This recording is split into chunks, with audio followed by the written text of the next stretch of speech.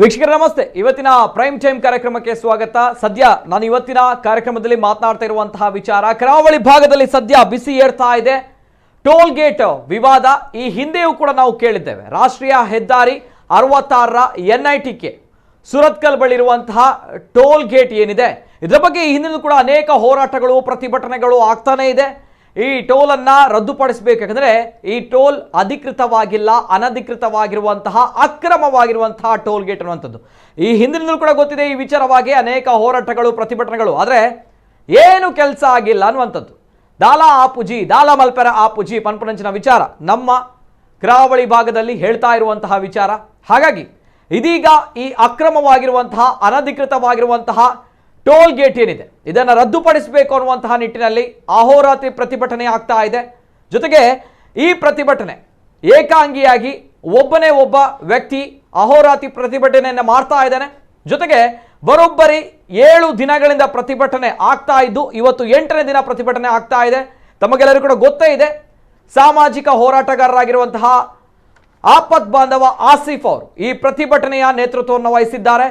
ನಿತ್ಯವೂ ದಿನ ದಿನ ವಿಭಿನ್ನವಾಗಿರುವಂತಹ ವಿನೂತನವಾಗಿರುವಂತಹ ವಿಶಿಷ್ಟವಾಗಿರುವಂತಹ ಪ್ರತಿಭಟನೆಯನ್ನು ಮಾಡ್ತಾ ಇದ್ದಾರೆ. ಎಲ್ಲಿ ತನಕ ಅಂತ ಹೇಳಿದ್ರೆ, ಈ ಪ್ರತಿಭಟನೆಯಲ್ಲಿ ನನ್ನ ಪ್ರಾಣ ಹೋದ್ರೂ ಕೂಡ ಪರವಾಗಿಲ್ಲ, ನನ್ನ ಪ್ರಾಣ ತ್ಯಾಗಕ್ಕೂ ಕೂಡ ಸಿದ್ಧ ಅನ್ನುವಂತಹ ನಿಟ್ಟಿನಲ್ಲಿ ಸಾಮಾಜಿಕ ಕಾರ್ಯಕರ್ತ ಆಪತ್ ಬಾಂಧವ ಆಸಿಫ್ ಅವರು ಪ್ರತಿಭಟನೆಯನ್ನು ಮಾಡ್ತಾ ಇದ್ದಾರೆ.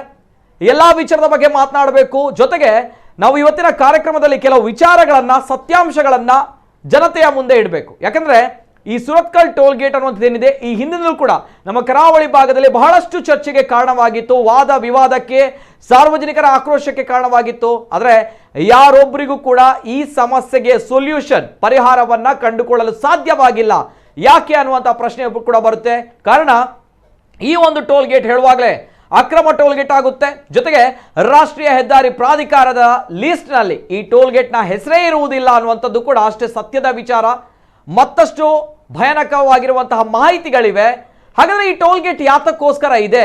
ಈ ಟೋಲ್ ಗೇಟ್ನಲ್ಲಿ ಕಲೆಕ್ಟ್ ಆಗುವಂತಹ ಸುಂಕ ಯಾರಿಗೆ ಹೋಗುತ್ತೆ, ಯಾರ ಪಾಲಾಗುತ್ತೆ, ಯಾತಕ್ಕೋಸ್ಕರ ಈ ಟೋಲ್ ಗೇಟ್ ಇನ್ನೂ ಕೂಡ ಇದೆ ಅನ್ನುವಂತಹ ಪ್ರಶ್ನೆಗಳ ನಡುವೆ ಇವತ್ತಿನ ಕಾರ್ಯಕ್ರಮವನ್ನು ಪ್ರಾರಂಭ ಮಾಡ್ತಾ ಇದ್ದೇನೆ.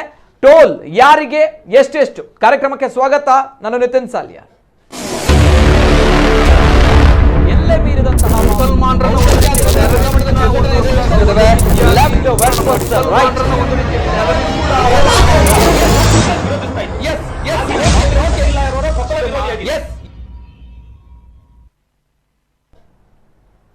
ಟೋಲ್ ಯಾರಿಗೆ, ಎಷ್ಟೆಷ್ಟು, ಇದು ಕೇವಲ ಕಾರ್ಯಕ್ರಮ ಮಾತ್ರ ಅಲ್ಲ, ಬದಲಾಗಿ ಇದೊಂದು ಅಭಿಯಾನದ ರೀತಿಯಲ್ಲಿ ಮಾಡಬೇಕು ಅನ್ನುವಂಥದ್ದು ನಮ್ಮ ಕುಡ್ಲ ವಾಹಿನಿಯ ಒಂದು ಅಭಿಯಾನ, ನಮ್ಮ ಕುಡ್ಲ ವಾಹಿನಿಯ ಒಂದು ಆಸೆಯೂ ಕೂಡ ಹೌದು. ಯಾಕಂದ್ರೆ ಇದು ನೇರವಾಗಿ ಜನಸಾಮಾನ್ಯರಿಗೆ, ಸಾರ್ವಜನಿಕರಿಗೆ ನಮ್ಮ ಸರ್ಕಾರದ ವ್ಯವಸ್ಥೆ ಜೊತೆಗೆ ನಮ್ಮ ಹಕ್ಕುಗಳನ್ನು ನಾವು ಪಡೆದುಕೊಳ್ಬೇಕು, ನಮ್ಮ ಹಕ್ಕುಗಳಿಗೋಸ್ಕರ ನಾವು ಹೋರಾಟ ಮಾಡಬೇಕು. ಆ ನಿಟ್ಟಿನಲ್ಲಿ ಇವತ್ತಿನ ಕಾರ್ಯಕ್ರಮ. ಜೊತೆಗೆ ಕೆಲವು ಅಂಶಗಳನ್ನು ನಿಮ್ಮ ಮುಂದೆ ಇಡ್ತಾ ಹೋಗ್ತೇನೆ ಈ ಕಾರ್ಯಕ್ರಮದಲ್ಲಿ. ಅದಕ್ಕಿಂತಲೂ ಕೂಡ ಮೊದಲೇದಾಗಿ ಈ ಒಂದು ಹೋರಾಟದ ನೇತೃತ್ವವನ್ನು ವಹಿಸಿರುವಂತಹ ಆಪತ್ ಬಾಂಧವ ಆಸಿಫ್ ಅವರು ಅಹೋರಾತ್ರಿ ಪ್ರತಿಭಟನೆಯನ್ನು ಮಾಡ್ತಾ ಇದ್ದಾರೆ. ನಮ್ಮ ಜೊತೆ ನೇರವಾಗಿ ಆ ಸ್ಥಳದಿಂದ ಇವತ್ತಿನ ಕಾರ್ಯಕ್ರಮದಲ್ಲಿ ನಮ್ಮ ಜೊತೆ ಜಾಯಿನ್ ಆಗ್ತಾರೆ. ಆಪತ್ ಬಾಂಧವ ಆಸಿಫ್ ಅವರು ಮಾಡಿರುವಂತಹ ಪ್ರತಿಭಟನೆಗಳು, ಅವರ ಆರೋಗ್ಯ ಕೂಡ ತೀವ್ರ ಹದಗೆಟ್ಟಿರುವಂತಹ ಸದ್ಯದ ಪರಿಸ್ಥಿತಿಯಲ್ಲಿ. ಯಾಕಂದ್ರೆ ಅವರು ಮಾಡ್ತಾ ಇರುವಂತಹ ಪ್ರತಿಭಟನೆಗಳು ಯಾವ ರೀತಿ ಇದೆ ಅಂತ ಹೇಳಿದ್ರೆ, ಶವದ ರೀತಿಯಲ್ಲಿ ಶವ ಸಂಸ್ಕಾರ ಮಾಡುವಂತಹ ರೀತಿಯಲ್ಲಿ ಪ್ರತಿಭಟನೆ ಮಾಡಿದ್ರು ಒಂದು ದಿನ, ಮತ್ತೊಂದು ದಿನ ಕೈಗಳಿಗೆ ಬೇಡಿಯನ್ನ ಹಾಕಿಕೊಂಡು ಕಟ್ಟಿಕೊಂಡು ಪ್ರತಿಭಟನೆಯನ್ನ ಮಾಡಿದ್ರು, ಮತ್ತೊಂದು ದಿನ ಮಣ್ಣಿನಲ್ಲಿ ಮಲಗಿಕೊಂಡು ಕೆಸರಿನ ಗುಂಡಿನಲ್ಲಿ ಹೊರಳಾಡಿಕೊಂಡು ಮಾಡಿರುವಂತಹ ಪ್ರತಿಭಟನೆಗಳು. ಹೀಗೆ ವಿಭಿನ್ನವಾಗಿರುವಂತಹ ಪ್ರತಿಭಟನೆಗಳು. ಇವತ್ತು ಕೂಡ ಗಾಜಿನ ಚೂರುಗಳ ಮೇಲೆ ಪ್ರತಿಭಟನೆಯನ್ನ ಮಾಡಿದ್ದಾರೆ. ನನ್ನ ಪ್ರಾಣ ಹೋದ್ರೂ ಕೂಡ ಪರವಾಗಿಲ್ಲ, ಈ ಒಂದು ಅಕ್ರಮ ಟೋಲ್ ಗೇಟ್ ಅನ್ನುವಂಥದ್ದು ಏನಿದೆ ಇದಕ್ಕೆ ಮುಕ್ತಿ ಸಿಗಬೇಕು ಕರಾವಳಿಗರಿಗೆ ಅನ್ನುವಂಥ ನಿಟ್ಟಿನಲ್ಲಿ ಹೋರಾಟ ಮಾಡ್ತಾ ಇರುವಂತಹ ಸಾಮಾಜಿಕ ಹೋರಾಟಗಾರರು. ಯಾವ ರೀತಿ ಹೋರಾಟ ಆಗ್ತಾ ಇದೆ, ಕಂಪ್ಲೀಟ್ ಡೀಟೇಲ್ಸ್ ಬರ್ತಾ ಇದೆ, ನೋಡ್ಕೊಂಬನ್ನಿ. ಕರಾವಳಿಯಲ್ಲಿ ಬಿಸಿ ಏರುತ್ತಿದೆ ಸುರತ್ಕಲ್ ಟೋಲ್ಗೇಟ್ ವಿವಾದ. ಅನಧಿಕೃತ ಟೋಲ್ ಅವ್ಯವಸ್ಥೆ ವಿರುದ್ಧ ತೊಡೆತಟ್ಟಿ ಏಕಾಂಗಿ ಹೋರಾಟ. ರಾಷ್ಟ್ರೀಯ ಹೆದ್ದಾರಿ 66ರ NITK ಟೋಲ್ಗೇಟ್ ವಿರುದ್ಧ ಮತ್ತೊಮ್ಮೆ ಪ್ರತಿಭಟನೆಯ ಕೂಗು ಕೇಳಿಬಂದಿದೆ. ತಾತ್ಕಾಲಿಕ ನೆಲೆಯಲ್ಲಿ ಸ್ಥಾಪಿಸಿದ ಅಕ್ರಮ NITK ಸುಲಿಗೆ ಕೇಂದ್ರವನ್ನ ಸ್ಥಗಿತಗೊಳಿಸಬೇಕು, ಇಲ್ಲವೇ ಹೆಜಮಾಡಿಯಲ್ಲಿ ಟೋಲ್ ಶುಲ್ಕ ನೀಡಿ ಬರುವ ವಾಹನಗಳಿಗೆ ಇಲ್ಲಿ ಉಚಿತ ಪ್ರವೇಶ ನೀಡಬೇಕು ಎಂಬುದಾಗಿದೆ ಪ್ರತಿಭಟನೆ ನಿರತರ ಕೂಗು. ಆಸಿಫ್ ಆಪದ್ ಬಾಂಧವ ಅವರ ನೇತೃತ್ವದಲ್ಲಿ ನಡೆಯುತ್ತಿರುವ ಅಹೋರಾತ್ರಿ ಧರಣಿ ಪ್ರತಿಭಟನೆಯಲ್ಲಿ ಸ್ಥಳೀಯ ಸಂಘ ಸಂಸ್ಥೆಗಳು, ಟೆಂಪೋ, ಟ್ಯಾಕ್ಸಿ ಯೂನಿಯನ್ಗಳು, ಲಾರಿ, ಟಿಪ್ಪರ್, ಬಸ್ ಮಾಲಕರ ಸಂಘ ಸಂಸ್ಥೆಗಳು ಹಾಗೂ ಸಾರ್ವಜನಿಕ, ಸಾಮಾಜಿಕ ಕಾರ್ಯಕರ್ತರು ಸಾಥ್ ನೀಡಿದರು.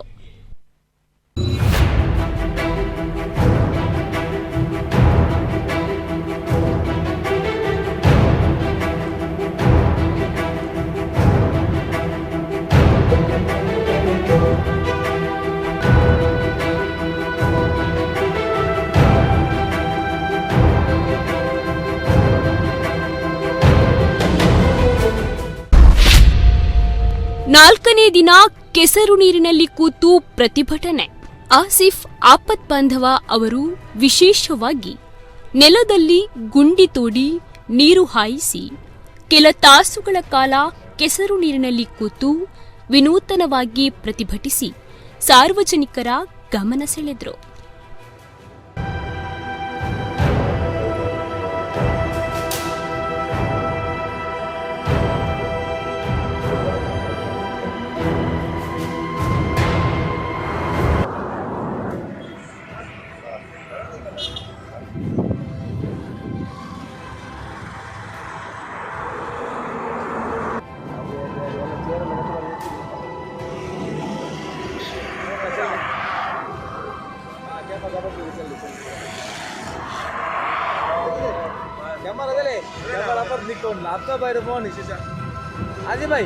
ಹಫ್ತಾ ಬೈರ ಬೋನಿ ಟಂಟಿ ಟೋಲೆಲ್ಲ ಕಾಣೋಣ ಆಸೆಯಲ್ಲಿ ಕ್ಯಾಮರಾ ಬಿಡಿಸಿ ನಿಕ್ಕಟ್ಟುಂಟು ಅದು ಒಂದು ಕುತ್ತಿ ವೆಹಿಕಲ್ ಅಂಜಮಿ ಓಡುಂಡ್ಲದು ಒಂದು ಕುತ್ತಿ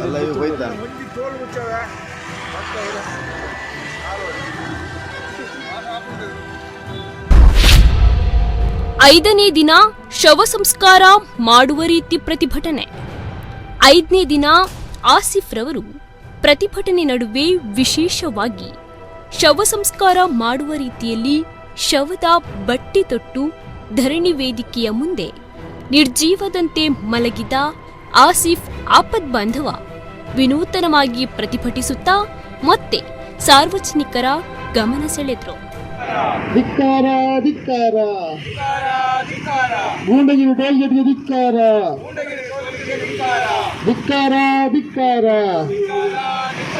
ಇವರನ್ನು ಲಂಚ ನಿಂತಿರುವ ಪೊಲೀಸರಿಗೆ ಧಿಕ್ಕಾರ ಪೊಲೀಸರಿಗೆ ಧಿಕ್ಕಾರ ಧಿಕ್ಕಾರ ಧಿಕ್ಕಾರ ಇವರನ್ನು ಒಟ್ಟಿಗಿರೋ ರಾಜ್ಯ ಕಾರ್ಮಿಕರಿಗೆ ಧಿಕ್ಕಾರ. 6ನೇ ದಿನ ಗುಂಡಿ ತೋಡಿ ಮಣ್ಣಿನಡಿಯಲ್ಲಿ ಮಲಗಿ ಪ್ರತಿಭಟನೆ. ಅಕ್ರಮ ಟೋಲ್ಗೇಟ್ ವಿರುದ್ಧದ ಅಹೋರಾತ್ರಿ ಧರಣಿಯಲ್ಲಿ 6ನೇ ದಿನ ಗುಂಡಿ ತೋಡಿ ಮಣ್ಣಿನಡಿಯಲ್ಲಿ ಮಲಗಿ ವಿಭಿನ್ನ ರೀತಿಯಲ್ಲಿ ಪ್ರತಿಭಟಿಸಿದ್ರು. ಸುರತ್ಕಲ್ ಎನ್ಐಟಿಕೆ ಅಕ್ರಮ ಟೋಲ್ಗೇಟ್ ಸ್ಥಗಿತಗೊಳಿಸಬೇಕು ಎಂದು ಸಾರ್ವಜನಿಕ ಸಾಮಾಜಿಕ ಹೋರಾಟಗಾರ ಆಸಿಫ್ ಆಪದ್ ಬಾಂಧವ ಅವರ ನೇತೃತ್ವದಲ್ಲಿ ನಡೆಯುತ್ತಿರುವ ಅಹೋರಾತ್ರಿ ಧರಣಿಯು ಶನಿವಾರ 6ನೇ ದಿನವಾಗಿತ್ತು. ಇವತ್ತು ನಿಮ್ಮ ಒಂದು ಸರ್ಕಲ್ ಆಗಿ ಹೋಗಿ ನೋಡಿ, ಇಲ್ಲಿ ಲಾರಿಗಳನ್ನು ನಿಲ್ಲಿಸಿಕೊಂಡು, ಇಲ್ಲಿನ ಟ್ಯಾಕ್ಸಿಗಳನ್ನು ನಿಲ್ಲಿಸಿಕೊಂಡು ಒಂದಷ್ಟು ಜನರಿಗೆ ಅವರು ಮಾಡುವಂಥ ತೊಂದರೆಗಳೆಷ್ಟಿದೆ ಅಂತ ನೋಡಿ.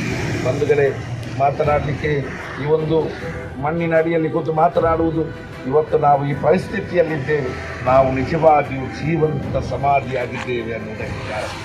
ದಯವಿಟ್ಟು ಅಧಿಕಾರಿಯವರಾದ ನೀವು ನಿಷ್ಪಕ್ಷವಾಗಿ ಜನರಿಗೆ ನ್ಯಾಯವನ್ನು ಕೊಡಿಸಬೇಕು ಅಂತ ಕೇಳ್ತಾ ಇದ್ದೇವೆ. ಇವತ್ತು ನಮ್ಮ ಮಸೀದಿ ಮಂದಿರಗಳಲ್ಲಿರುವಂಥವರು, ನಮ್ಮ ಚರ್ಚ್ಗಳಲ್ಲಿರುವಂಥವರು, ನಮ್ಮೆಲ್ಲ ಸ್ವಾಮೀಜಿಗಳು, ನಮ್ಮೆಲ್ಲ ಮೌಲಾನಗಳು, ನಮ್ಮೆಲ್ಲ ಇಂಗರ್ಜಿಯಲ್ಲಿರುವ ಫಾದರ್ಸ್ಗಳು, ದಯವಿಟ್ಟು ನಿಮ್ಮ ಸಮಾಜಕ್ಕೆ ಅನ್ಯಾಯವಾಗ್ತಾ ಇದೆ. ಈ ಸಮಾಜಕ್ಕೆ ನೀವು ಅನ್ಯಾಯ ಬಿಡಬಾರ್ದು. ದೇವರು ಕೂಡ ಅನ್ಯಾಯವನ್ನು ಕಂಡು ಬಿಟ್ಟಿಲ್ಲ. ನಾವು ಈ ಪುರಾಣವನ್ನು ಕೇಳಿದವರಾಗಿದ್ದಾವೆ. ಈ ದೇವರು ಕೂಡ ಅನ್ಯಾಯ ಮಾಡಿದ ರಾಕ್ಷಸರನ್ನು ಮೆಟ್ಟಿದಂಥ ಈ ಒಂದು ಧರಣಿ 7ನೇ ದಿನ ಸಂಕೋಲೆಯಿಂದ ಬಂಧಿಸಿ ವಿಶಿಷ್ಟ ರೀತಿಯಲ್ಲಿ ಪ್ರತಿಭಟನೆ.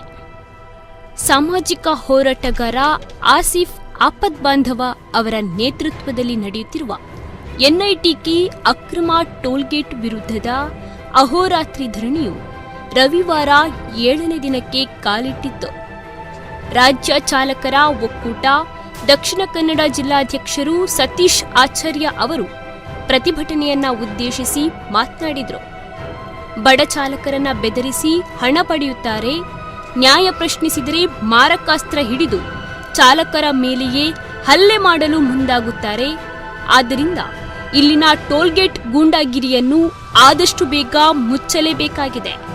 ಮುಂದೆ ಬರುವ ಎಲ್ಲ ಹೋರಾಟದಲ್ಲೂ ಆಸಿಫ್ ಆಪದ್ ಬಾಂಧವ ಅವರ ಜೊತೆ ನಾವೆಲ್ಲ ಭಾಗಿಯಾಗುತ್ತೇವೆ ಎಂದರು. ಗೌರವಾಧ್ಯಕ್ಷ ಸತೀಶ್ ದೇವಾಡಿಗ, ಕಾರ್ಯದರ್ಶಿ ರೋನಿ ಹಾಗೂ ಸದಸ್ಯರು ಧರಣಿ ವೇದಿಕೆಯಲ್ಲಿ ಪಾಲ್ಗೊಂಡರು.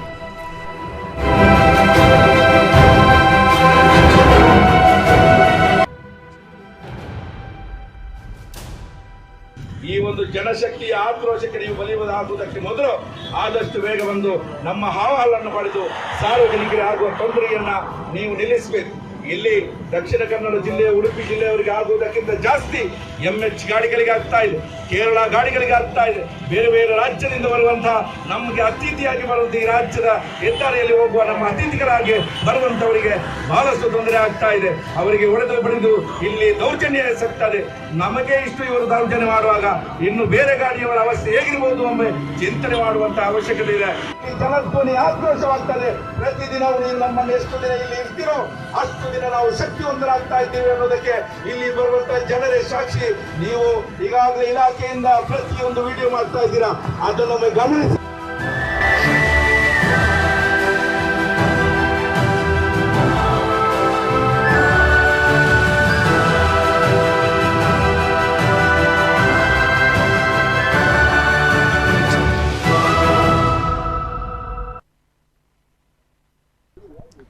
ಇದು ಆಸಿಫ್ ಆಪದ್ ಬಾಂಧವ್ ಅವರ ಪ್ರತಿಭಟನೆ, ಅವರ ವಿಭಿನ್ನವಾಗಿರುವಂತಹ ಹೋರಾಟ ಯಾವ ರೀತಿ ಇದೆ ಅನ್ನುವಂಥದ್ದು. ಒಂದು ಮಾತು, ದಕ್ಷಿಣ ಕನ್ನಡ ಜಿಲ್ಲೆ ಕರಾವಳಿ ಭಾಗ ಬುದ್ಧಿವಂತರ ಜಿಲ್ಲೆ, ವಿದ್ಯಾವಂತರ ಜಿಲ್ಲೆ, ಬುದ್ಧಿವಂತರ ಜಿಲ್ಲೆ ಅನ್ನೋ ಮಾತುಗಳು. ಆದರೆ ನಮ್ಮ ಕಣ್ಣ ಮುಂದೆ ಏನೇನೋ ಆಗ್ತಾ ಇದೆ. ಆದರೆ ನಾವುಗಳು ಎಷ್ಟು ಧ್ವನಿ ಎತ್ತಿದ್ದೇವೆ ಅನ್ನುವಂತಹ ವಿಚಾರಗಳ ನಡುವೆ ನಮ್ಮ ಹಕ್ಕುಗಳನ್ನು ನಾವುಗಳು ಕೇಳಲೇಬೇಕು. ಇಲ್ಲದ್ರೆ ಯಾರ್ಯಾರು ನಮ್ಮ ತಲೆಯ ಮೇಲೆ ಕುತ್ಕೊಳ್ತಾರೆ ಅನ್ನೋದು ಅಷ್ಟೇ ಸತ್ಯದ ವಿಚಾರ. ಜೊತೆಗೆ ಸುರತ್ಕಲ್ ಟೋಲ್ ಗೇಟ್ನಲ್ಲಿ ಯಾಕೆ ಅಕ್ರಮ ಟೋಲ್ ಗೇಟ್, ಯಾಕೆ ಅನಧಿಕೃತವಾಗಿರುವಂತಹ ಟೋಲ್ ಗೇಟ್, ಎಲ್ಲ ವಿಷಯದ ಬಗ್ಗೆ ನಾನು ಮುಂದಕ್ಕೆ ಪ್ರಸ್ತುತಪಡಿಸ್ತೇನೆ.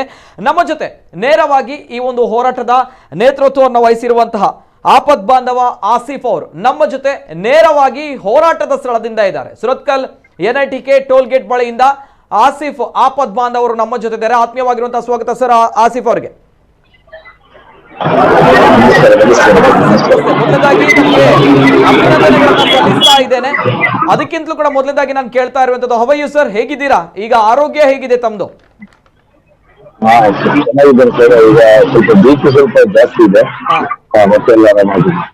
Okay, ಆರೋಗ್ಯವಾಗಿದ್ದೀರಲ್ಲ sir? ಮಾತಾಡ್ಬೋದಲ್ಲ ನಮ್ಮ ಕಾರ್ಯಕ್ರಮದಲ್ಲಿ?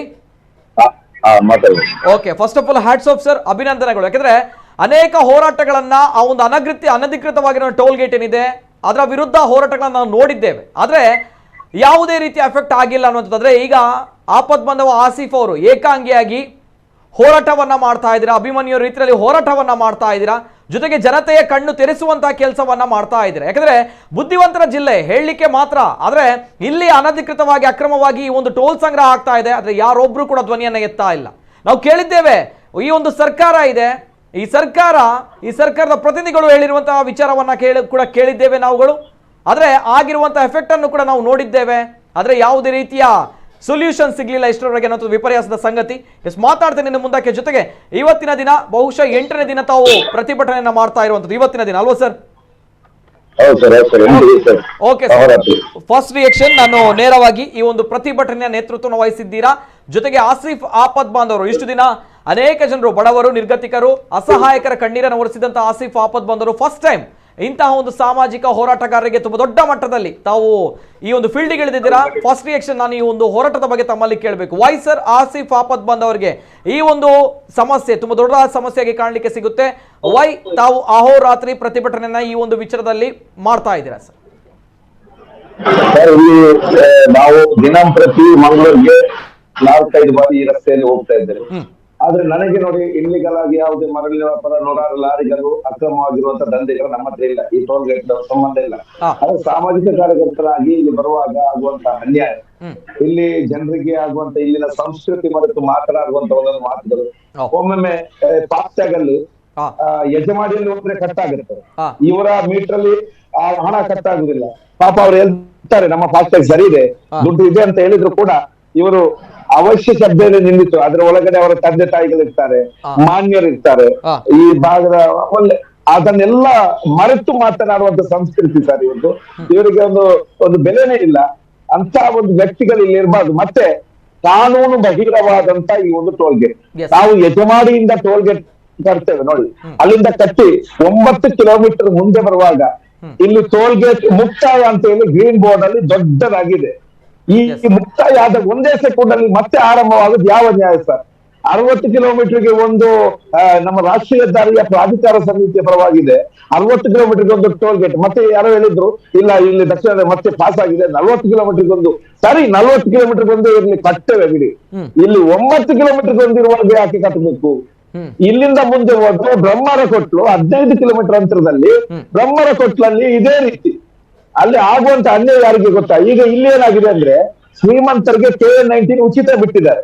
ಇಲ್ಲಿ ಆಗೋದು KA-19 ಟ್ಯಾಕ್ಸಿ ಅವರಿಗೆ, KA-19 ಲಾರಿ ಚಾಲಕರಿಗೆ, ಮತ್ತೆ ಉಡುಪಿ ಜಿಲ್ಲೆಗೆ ನೇರವಾಗಿ ಆಗುವಂತ ಅನ್ಯಾಯ. ನಾವು 2 ಟೋಲ್ ಕಟ್ಟಿ ಬರಬೇಕು.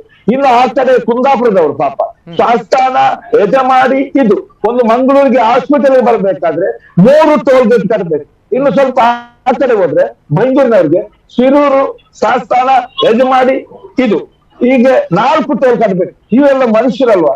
ಇವರಿಗೆಲ್ಲ ಒಂದು ಅವರದೇ ಆದ ಒಂದು ಸಂಸಾರ ಅಂತ ಇರುವುದಿಲ್ಲ. ಇಷ್ಟು ನೋಡಿ, ನಿನ್ನೆ ಶಕುಂತಲಾ ಗಟ್ಟಿ ಅವರು ಮಂಗಳೂರಿನ ಮಹಿಳಾ ಕಾಂಗ್ರೆಸ್ ಒಂದು ಸಿಟಿ ಬ್ಲಾಕ್ ನ ಅಧ್ಯಕ್ಷೆಯಾಗಿ ಅವರು ನಮ್ಗೆ ಇಲ್ಲಿ ಬಂದು ಬೈಕೊಟ್ರು. ಅವರು ಮಂಗಳೂರಿನಿಂದ ಮಣಿಪಾಲಕ್ಕೆ ಹೋಗ್ಲಿಕ್ಕೆ ಬರ್ಲಿಕ್ಕೆ 400 ರೂಪಾಯಿ ಅವರು ಕಟ್ಟಿದ್ದನ್ನ ನೇರವಾಗಿ ಹೇಳಿದ್ರು. ಅಂತವರಿಗೆ ಅನ್ಯಾಯ ಆಗುವಾಗ ಇನ್ನು ಸಾಧಾರಣ ಮನುಷ್ಯರ ಅವಸ್ಥೆ ಏನು? ಇದರಲ್ಲಿ ಹೇಳೋದು ಒಂದು, ಅವರ ಮಗ ಏನೋ ಜಗಳ ಮಾಡಿದ್ರು ಅಂತ ಅವ್ರ ಹತ್ರ ಮಾತಾಡಿದ್ರು. ಇವರು ಮರ್ಯಾದೆ ಪ್ರಶ್ನೆಗೆ ಯಾರು ಇಲ್ಲಿ ಜಗಳ ಮಾಡ್ಲಿಕ್ಕೆ ನಿಲ್ಲುವುದಿಲ್ಲ. ಅಂದ್ರೆ ಇವರು ಬೇವರ್ಸಿ ಅದು ಇದು ಇಲ್ಲಿನ ಸಂಸ್ಕೃತಿಯನ್ನು ಮರೆತು ಮಾತಾಡುವಾಗ ಪಾಪ ಯಾರು ಅದನ್ನು ಹೇಳಲಿಕ್ಕೆ ರೆಡಿ ಇಲ್ಲ. ಅಂದ್ರೆ ನಾಚಿಕೆ ಆಗ್ತದೆ. ಮತ್ತೆ ಇಲ್ಲಿ ಸ್ತ್ರೀಲಿಂಗದವರು ಇದು ಗಮನಕ್ಕೆ ತೆಗಿಬೇಕು ಸರ್.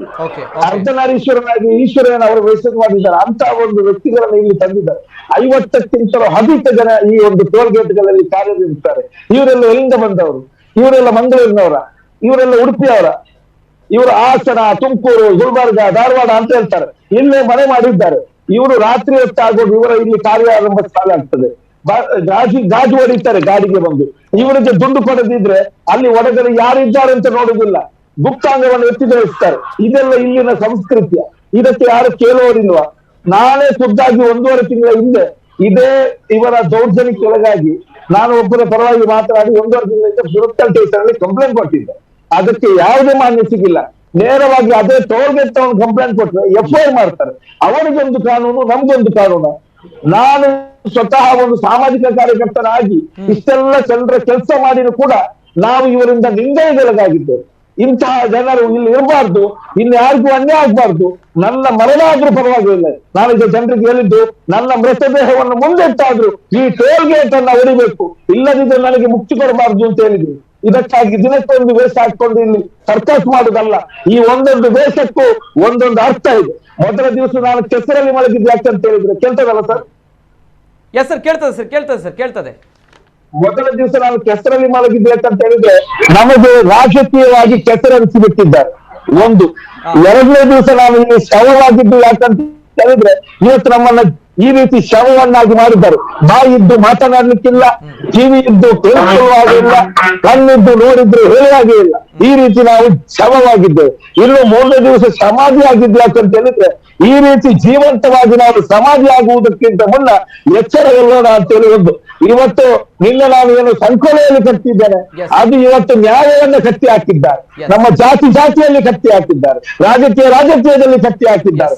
ಮಾನವೀಯ ಧರ್ಮವನ್ನು ಇಲ್ಲಿ ನಮ್ಮನ್ನ ಬೇಡಿ ಹಾಕಿ ಕಟ್ಟಿ ಹಾಕಿದ್ದಾರೆ ಎನ್ನುವಂತ ಸಂದೇಶ. ಇವತ್ತು ನಾನು ಈ ಗಾಜಿನ ಮೇಲೆ ಹಾಕಿ ಮಲಗಿದ್ದೇನೆ ಅಂತ ಹೇಳಿದ್ರೆ ಅದಕ್ಕೂ ಒಂದು ಸಂದೇಶ ಇದೆ. ಇವತ್ತು ನಮ್ಮನ್ನ ಗಾಜಿನ ಮೇಲೆ ನಡೆಯುವಾಗಿ ಮಾಡಿದ್ದಾರೆ. ಕಾರಣ ಒಡೆದು ಓಡುವ ಪರಿಸ್ಥಿತಿ. ಸೂಕ್ಷ್ಮತೆಯಿಂದ ನಡೆಯಬೇಕಾಗಿದೆ. ಯಾರಿಗೂ ನೋವಾಗ್ಬೋದಾ? ಈ ಕಡೆ ನಳಿನ ನನಗೆ ನೋವಾಗ್ಬೋದಾ? ಆ ಕಡೆ ಅಮರಣ್ಣನಿಗೆ ನೋವಾಗ್ಬೋದಾ? ಈ ಕಡೆ ಸುಭಾಷಣ್ಣನಿಗೆ ನೋವಾಗ್ಬೋದಾ ಅಂತೇಳಿ ರಾಜಕೀಯವಾಗಿ ನಮ್ಮನ್ನ ಕಟ್ಟಿ ಹಾಕಿದ್ದಾರೆ. ಯಾವುದೇ ಒಂದು ಯೂನಿಯನ್ ಇವತ್ತು ನೇರವಾಗಿ ಮಾತನಾಡುವ ಆ ಅರ್ಹತೆಯನ್ನು ಪಡೆಯಲಿಲ್ಲ. ಯಾವುದೇ ಒಂದು ಸಂಘಟನೆ ಇವತ್ತು ನೇರವಾಗಿ ಮಾತನಾಡುವಂತ ಅರ್ಹತೆ ಪಡೆಯಲಿಲ್ಲ. ಕಾರಣ ಆ ಯೂನಿಯನ್ ನಲ್ಲಿ ಅವರ ರಾಜಕೀಯಗಳಿದೆ. ಆ ಯೂನಿಯನ್ ನಲ್ಲಿ ಪ್ರತಿಯೊಬ್ಬ ಪಕ್ಷ, ನಾನಿವತ್ತು ಹೇಳ್ತಾ ಇದ್ದೇನೆ ನೇರವಾಗಿ ಜನರಿಗೆ, ನಿಮ್ಮ ರಾಜಕೀಯ, ನಿಮ್ಮ ಮತದಾನ, ನಿಮ್ಮ ಸಂಘಟನೆ, ಅದು ನಿಮ್ಮ ಅಭಿವ್ಯಕ್ತಿ ಸ್ವಾತಂತ್ರ್ಯ. ಅದು ನೀವು ಯಾರಿಗೂ ಮಾಡ್ಕೋಬೇಡಿ. ಅದು ನಿಮ್ಮ ಈ ಒಂದು ದೇಶ ಕೊಟ್ಟಂತ, ಸಂವಿಧಾನ ಕೊಟ್ಟಂತ ಆ ಗೌರವ, ಅದನ್ನು ಉಳಿಸಲು ಈ ಒಂದು ಪಕ್ಷಗಳಿಗೋಸ್ಕರ, ಈ ಸಂಘಟನೆಗೋಸ್ಕರ, ಜನರ ಹಕ್ಕನ್ನು ಕಿತ್ತುಕೊಳ್ಳುವ ಇಂಥವರಿಗೋಸ್ಕರ ನೀವು ನಿಮ್ಮನ್ನ ಮಾಡ್ಕೋಬೇಡಿ. ದಯವಿಟ್ಟು ಇವತ್ತು ಹಕ್ಕು ಪಡೆಯುವಂತ ದಿನ ಬಂದಿದೆ. ನಾವೆಲ್ಲರೂ ಜಾತ್ಯತೀತರಾಗೋಣ, ನಾವೆಲ್ಲರೂ ಪಕ್ಷಾತೀತರಾಗೋಣ. ಇವತ್ತು ನೋಡಿ, ನೆರೆಯ ರಾಜ್ಯ ಕೇರಳದಲ್ಲಿ ಒಂದು ಹೋರಾಟ ಅಂದ್ರೆ ಎಷ್ಟು ಬೆಲೆ ಇದೆ. ಇಲ್ಲಿ ದಕ್ಷಿಣ ಕನ್ನಡ ಜಿಲ್ಲೆಯಲ್ಲಿ ಹೋರಾಟ ಅಂದ್ರೆ ತಮಾಷೆ ಮಾಡ್ತಾರೆ. ಕಾರಣ ಏನು? ಇಲ್ಲಿ ಹೋರಾಟಕ್ಕೆ ಬೆಲೆ ಇಲ್ಲ. ಇವತ್ತು ನಿಜವಾಗಿ ಹೋರಾಟ ಏನಂತ ಕಾಣಿಸ್ಕೊಳ್ತಾ ಇಲ್ಲಿ ಕೂತಿದ್ದು. ಇವರು ಹಲವಾರು ಹೋರಾಟವನ್ನ ಕಂಡಿರ್ಬೋದು. ಇವತ್ತು ಇಲ್ಲಿ ತಮಾಷೆ ಮಾಡ್ತಾ ಇದ್ದಾರೆ. ಇಲ್ಲೇ ಎಷ್ಟೋ ಇದ್ದರು, ಎಷ್ಟೋ ಜನ ಇಲ್ಲಿ ಹೋರಾಟ ಮಾಡಿದ್ರು, ಕಾಂಗ್ರೆಸ್ ಅವರು ಹೋರಾಟ ಮಾಡಿದ್ರು, ಬಿಜೆಪಿ ಅವರು ಹೋರಾಟ ಮಾಡಿದ್ರು, ದಾದಾಂಜಿ ಅಂತ ಹೇಳ್ತಾರೆ. ಇವತ್ತು ಅದು ದಾದಾ ಅಂದ್ರೆ ಗೊತ್ತಿಲ್ಲ. ಕಾರಣ ಅದು ಪಕ್ಷಾತೀತವಾಗಿರ್ಬೋದು. ಇವತ್ತು ನಿಜವಾಗಿ ಹೋರಾಟ ಏನು ಅಂತ ಕಾಣಿಸ್ಕೊಡ್ಬೇಕು ಅಂತ ಹೇಳಿ ನಿಜವಾದ ಹೋರಾಟಗಾರರನ್ನ ನೀವು ಕಂಡಿಲ್ಲ. ಇದು ನಿಜವಾದ ಹೋರಾಟ. ಇವತ್ತು ನಮಗೆ ಪ್ರತಿ ಒಂದು ಸಂಘಟನೆಗಳು ಬಲ ಕೊಡ್ತಾ ಇದೆ, ಪ್ರತಿ ಒಂದು ನಾಗರಿಕ ಬಲ ಕೊಡ್ತಾ ಇದ್ದಾರೆ. ಇದು ದೌರ್ಜನ್ಯ ಆಗ್ತಾ ಇದೆ. ಇದನ್ನ ಶಕ್ತಿಯಾಗಿ ನಾವು ಬಳಸಿಕೊಂಡು ಕರ್ನಾಟಕದ ಅತ್ಯಂತಿರುವಂತಹ ಕನ್ನಡ ಪರ ಸಂಘಟನೆಗಳು ಇವತ್ತು ನಮಗೆ ಶಕ್ತಿಯನ್ನು ಕೊಡ್ತಾ ಇದ್ದೇವೆ. ಇವತ್ತು ನಾನು ಹೇಳ್ತಾ ಇದ್ದೇನೆ, ಪ್ರತಿ ಒಂದು ನಮ್ಮನ್ನ ಈ ಒಂದು ಕಾಣುವಂತ ಹೋರಾಟಗಾರರು ಏನಿದ್ದೀರಾ, ನೀವು ನಿಜವಾಗಿ ಹೋರಾಟಗಾರರು ಯಾವುದಾದ್ರೆ ಬನ್ನಿ.